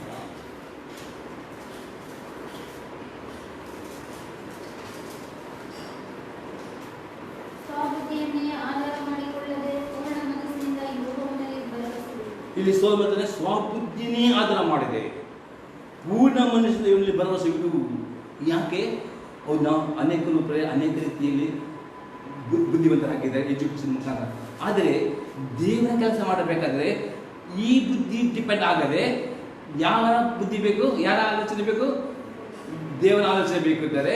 ಅಂಥ ವಿಶ್ವಾಸಿ ಅನ್ಯ ಭಾಷೆಯಲ್ಲಿ ಅವನು 2 ಗಂಟೆಗಿಂತಲೂ ಜಾಸ್ತಿ ಪ್ರೇರಣೆ ಮಾಡಿದ್ರೆ ಅವನ ಬುದ್ಧಿ ಸ್ವಬುದ್ಧಿ ಸಂಪೂರ್ಣ ಜೀರೋ ಅಂದ್ಕೊಂಡು ದೇವರ ಆತ್ಮನ ಜ್ಞಾನ, ದೇವರ ಆಲೋಚನೆ ಹೊಂದಿಕೊಳ್ಳಲಿಕ್ಕೆ ಅವನು ಸಾಧ್ಯವಾಗುತ್ತದೆ. ದೇವರ ಸ್ವರ ಅತಿ ಕ್ಲಿಯರ್ ಅವನಿಗೆ ಕೇಳಲಿಕ್ಕೆ ಸಾಧ್ಯವಾಗ್ತದೆ. ಎಕ್ಸಾಂಪಲ್ ನೋಡಿದ್ರೆ 1 ಕೊರಿಂಥದವರಿಗೆ ಬರೆದ ಪತ್ರಿಕೆ 14ನೇ ಅಧ್ಯಾಯದಲ್ಲಿ 14ನೇ ವಾಕ್ಯ. 1 Corinthians 14:14. ಯಾಕೆಂದರೆ ನಾನು ವಾಣಿ ನಡುತ್ತಾ ದೇವರನ್ನು ಪ್ರಾರ್ಥಿಸಿದರೆ ನನ್ನ ಆತ್ಮವು ಪ್ರಾರ್ಥಿಸುವುದೇ ಹೊರತು ನನ್ನ ಬುದ್ಧಿ ನಿಷ್ಫಲವಾಗುವುದು. ನೋಡಿ, ಇದಪ್ಪಕೊಳ್ಳುತ್ತಾನೆ. ಯಾಕೆಂದ್ರೆ ನಾನು ವಾಣಿಯನ್ನು ನಾಡುತ್ತಾ ದೇವರನ್ನು ಪ್ರಾರ್ಥಿಸಿದರೆ ನನ್ನ ಆತ್ಮ ಪ್ರಾರ್ಥಿಸುವ ಹೊರತು ನನ್ನ ಬುದ್ಧಿ ನಿಷ್ಫಲವಾಗಿರುವುದು. ನಮ್ಮ ಸ್ವಬುದ್ಧಿ ನಿಷ್ಫಲವಾದರೆ ಮಾತ್ರವೇ, ಸರಿ ಅರ್ಥ ಮಾಡಿಕೊಳ್ಳಿ. ಆಗ ಪವಿತ್ರ ಸಣ್ಣ ಧ್ವನಿ, ಪವಿತ್ರಾತ್ಮನ ಆಲೋಚನೆ, ಅದಕ್ಕೆ ಜ್ಞಾನ ಹೊಂದಲು ಸಾಧ್ಯ. ಈ ನಮ್ಮ ಬುದ್ಧಿ ಅಡ್ಡಿಯಾಗಿದೆ. ಈ ನಮ್ಮ ಬುದ್ಧಿ ಇದು ಬೇಕು ಬೇಡ ಅಂತಲ್ಲ. ಆದರೆ ದೇವರ ಆತ್ಮನಿಗೆ ಈ ಬುದ್ಧಿ ಪ್ರಯೋಜನ ಇಲ್ಲ. ದೇವರ ಜ್ಞಾನ ಬೇಕು. ಅದು ಯಾರಿಗೆ ಸಿಗ್ತದೆ? ಮಿನಿಮಮ್ ಇದು ಅನುಭವ ಆಗಿದೆ. ಮಿನಿಮಮ್ 3 ಗಂಟೆ ಅದು ಅನ್ಯ ಭಾಷೆ ಪ್ರಾರ್ಥನೆ ಮಾಡಿ. 2 ಗಂಟೆ ಸಾಕಾಗೋದಿಲ್ಲ. 3 ಗಂಟೆ ಅನ್ಯ ಭಾಷೆ ಪ್ರಾರ್ಥನೆ ಮಾಡಿದ್ರೆ ನಿಮ್ಮ ಬುದ್ಧಿ ಮಾಡುವಂಥ ಪ್ಲಾನ್ ಎಲ್ಲ ಏನಿದೆ ಪರಿಪೂರ್ಣ ಅದು ಶೂನ್ಯಕ್ಕೆ ಬರ್ತದೆ. ಇಲ್ಲದ ಅದು ಮನಸ್ಸು ತುಂಬ ಮಾತನಾಡ್ತದೆ.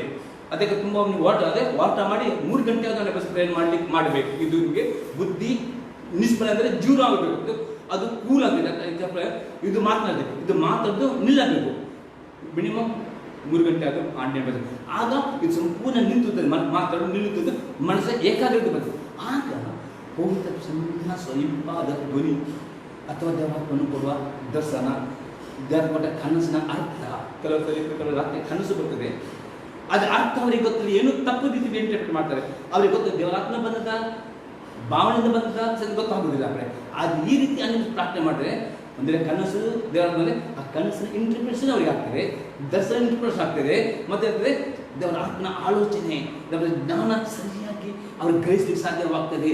ಅದಕ್ಕೆ ಅದು ಆಗಬೇಕಾದ್ರೆ ನಾವು ಜಾಸ್ತಿ ಅನ್ಯ ಭಾಷೆ ಪ್ರಾರ್ಥನೆ ಮಾಡಿದರೆ ನಮ್ಮ ಬುದ್ಧಿ ನಿಷ್ಫಲವಾಗಿ, ನಮ್ಮ ಬುದ್ಧಿ ಏನಾಗಬೇಕು, ಶೂನ್ಯವಾಗಬೇಕು.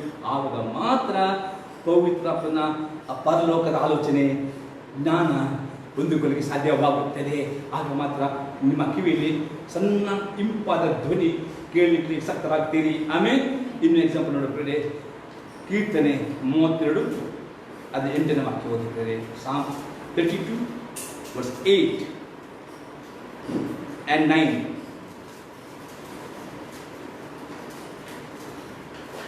ಯೆಹೋವನು ನಿನ್ನನ್ನು ಉಪದೇಶಿಸಿ ನಡೆಯಬೇಕಾದ ಮಾರ್ಗಗಳನ್ನು ತಿಳಿಸುವೆನು, ನಿನ್ನನ್ನು ಕಟಾಕ್ಷಿಸಿ ಆಲೋಚನೆ ಹೇಳುವೆನು ಅನ್ನುತ್ತಾನಲ್ಲ. ಆದ್ದರಿಂದ ನೀವು ವಿವೇಕಹೀನರಾಗಿ ಕುದುರೆಯಂತಾಗಲಿ ಬೆಸರ ಗದ್ದೆಯಂತಾಗಲಿ ಇರಬೇಡಿ, ಅವುಗಳು ಕಾಲು ಕಡಿವಾಣಗಳಿಂದಲ್ಲದೆ ಸ್ವಾಧೀನವಾಗುವುದಷ್ಟೇ. ಇಲ್ಲಿ ದಾವಿದನೇ ಯೆಹೋವನನ್ನು ಉಪದೇಶಿಸಿ ನಡೆಯಬೇಕಾದ ಮಾರ್ಗವನ್ನು ತಿಳಿಸುವೆನು. ದೇವರ ಆತ್ಮನು ಯಾವ ಮಾರ್ಗ ನಡೆಯಬೇಕು ತಿಳಿಸಿ. ಯಾರಿಗೆ ಗೊತ್ತಾಗ್ತದೆ? ಅನ್ಯ ಭಾಷೆಯ ಪ್ರಾರ್ಥನೆ ಮಾಡಿದರೆ, ನಮ್ಮ ಬುದ್ಧಿ ಶೂನ್ಯಕ್ಕೆ ಬಂದರೆ ಮಾತ್ರವೇ ದೇವರ ಆತ್ಮನು ನಮಗೆ ಯಾವ ಮಾರ್ಗದಲ್ಲಿ ನಾವು ನಡೆಯಬೇಕು, ಯಾವ ಒಂದು ನಿರ್ಧಾರ ತೆಗೆದುಕೊಳ್ಳಬೇಕು ನಮಗೆ ನಮಗೆ ತಿಳಿಸುತ್ತಾನೆ. ಮತ್ತು ನಮಗೆ ಕಟಾಕ್ಷಿಸಿ ಆಲೋಚನೆ ಇರುತ್ತಾನೆ. ಆಮೇಲೆ ಒಂದು ವೇಳೆ ನಾವು ಅನ್ಯ ಭಾಷೆ ಕಡಿಮೆ ಮಾಡುವುದಾದ್ರೆ ನಮ್ಮ ಬುದ್ಧಿ ತುಂಬ ಆಲೋಚನೆ ಇರ್ತದೆ. ಆ ಬುದ್ಧಿಯಲ್ಲಿ ಕೆಲವು ನಮಗೆ ಒಳ್ಳೇದು ಕಾಣ್ತದೆ, ಅದ ನಂತರ ಅದು ಫೇಲ್ ಆಗ್ತದೆ. ಆದರೆ ದೇವರ ಆತ್ಮನ ಆಲೋಚನೆ ಹೊಂದಿಕೊಂಡ್ರೆ ಅದು ಸಕ್ಸಸ್ಸೇ ಆಗುತ್ತದೆ. ಅದಕ್ಕೆ ಮುಕ್ತವಾಗ್ತದೆ. ಆದರೆ ನೀವು ವಿವೇಕಿಂದ ಯಾರು ಅನ್ಯ ಭಾಷೆ ಪ್ರಾರ್ಥನೆ ಮಾಡುವುದಿಲ್ಲ, ಅವರು ಬುದ್ಧಿಯಲ್ಲಿ ಓಡುತ್ತಾರೆ, ಓಡಿ ಏನು ಮಾಡ್ತಾರೆ, ಬಿದ್ದು ಬೀಳುತ್ತಾರೆ. ಅದಕ್ಕೆ ಕತ್ತೆ ಅಂತ ಸೇರಬಹುದು. ಅದಕ್ಕೆ ಅನ್ಯ ಭಾಷೆ ಪ್ರಾರ್ಥನೆ ವೆರಿ ಇಂಪಾರ್ಟೆಂಟ್. ನಿಮ್ಮ ಬುದ್ಧಿ ಸೈಲೆಂಟ್ ಆಗಬೇಕು, ಅರ್ಥಾಯ್ತಲ್ಲ? ಮತ್ತು ಯಾರ ಸ್ವರ ಕೇಳಬೇಕು? ಪವಿತ್ರ ಸ್ವರ ಕೇಳಬೇಕಾದ್ರೆ 3 ಗಂಟೆ ಆದರೂ ಅನಿವಾರ್ಯ ಪ್ರಾರ್ಥನೆ, ಈ ಬೆನಿಫಿಟ್ ನಿಮಗೆ ಆಗುತ್ತದೆ. ಇಂದ ನೋಡಿದ್ರೆ ಐಜಯ ಪ್ರವಾದ ಪುಸ್ತಕ 55ನೇ ಅಧ್ಯಾಯದಲ್ಲಿ 8 ಮತ್ತು 9ನೇ ವಾಕ್ಯ. ಐಜಯ 55 8 and 9.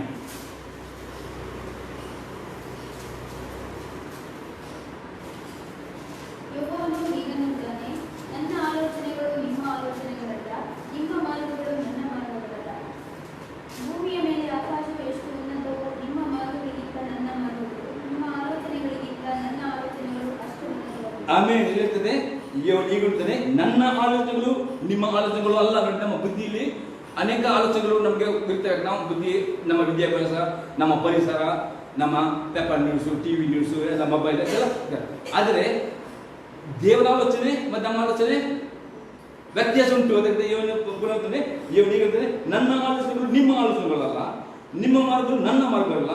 ಭೂಮಿ ಮೇಲೆ ಆಕಾಶ ಎಷ್ಟು ಉನ್ನತವೋ ನಿಮ್ಮ ಮಾರ್ಗಗಳಿಂದ ನನ್ನ ಮಾರ್ಗಗಳು, ನಿಮ್ಮ ಆಲೋಚನೆ ನನ್ನ ಆಲೋಚನೆ ಅಷ್ಟು ಉನ್ನತವಾಗಿವೆ.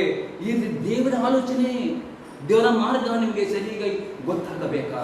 ಹಾಗಾದರೆ 3 ಗಂಟೆಗಾದರೂ ಮಿನಿಮಮ್ ಅನ್ಯ ಪ್ರಾರ್ಥನೆ ಮಾಡಿದರೆ ಮಾತ್ರವೇ ನಿಮ್ಮ ಸ್ವಂತ ಜ್ಞಾನ, ಸ್ವಂತ ಆಲೋಚನೆ ಸಂಪೂರ್ಣ ಶೂನ್ಯವಾಗಿ ಅದು ಮಾತಾಡೋದು ಮೈಂಡ್ ಮಾತಾಡೋದು ಸಂಪೂರ್ಣ ನಿಂತು ಹೋಗ್ಕೊಂಡು ಏಕಾಗ್ರತೆ ಬರುವಾಗ ಪವಿತ್ರ ಆಲೋಚನೆ, ಪ್ರಕಟಣೆ, ದರ್ಶನ, ಕನಸಿನ ಇಂಟರ್ಪ್ರಿಟೇಷನ್ ಎಲ್ಲ ಸಿಗ್ತಾರೆ.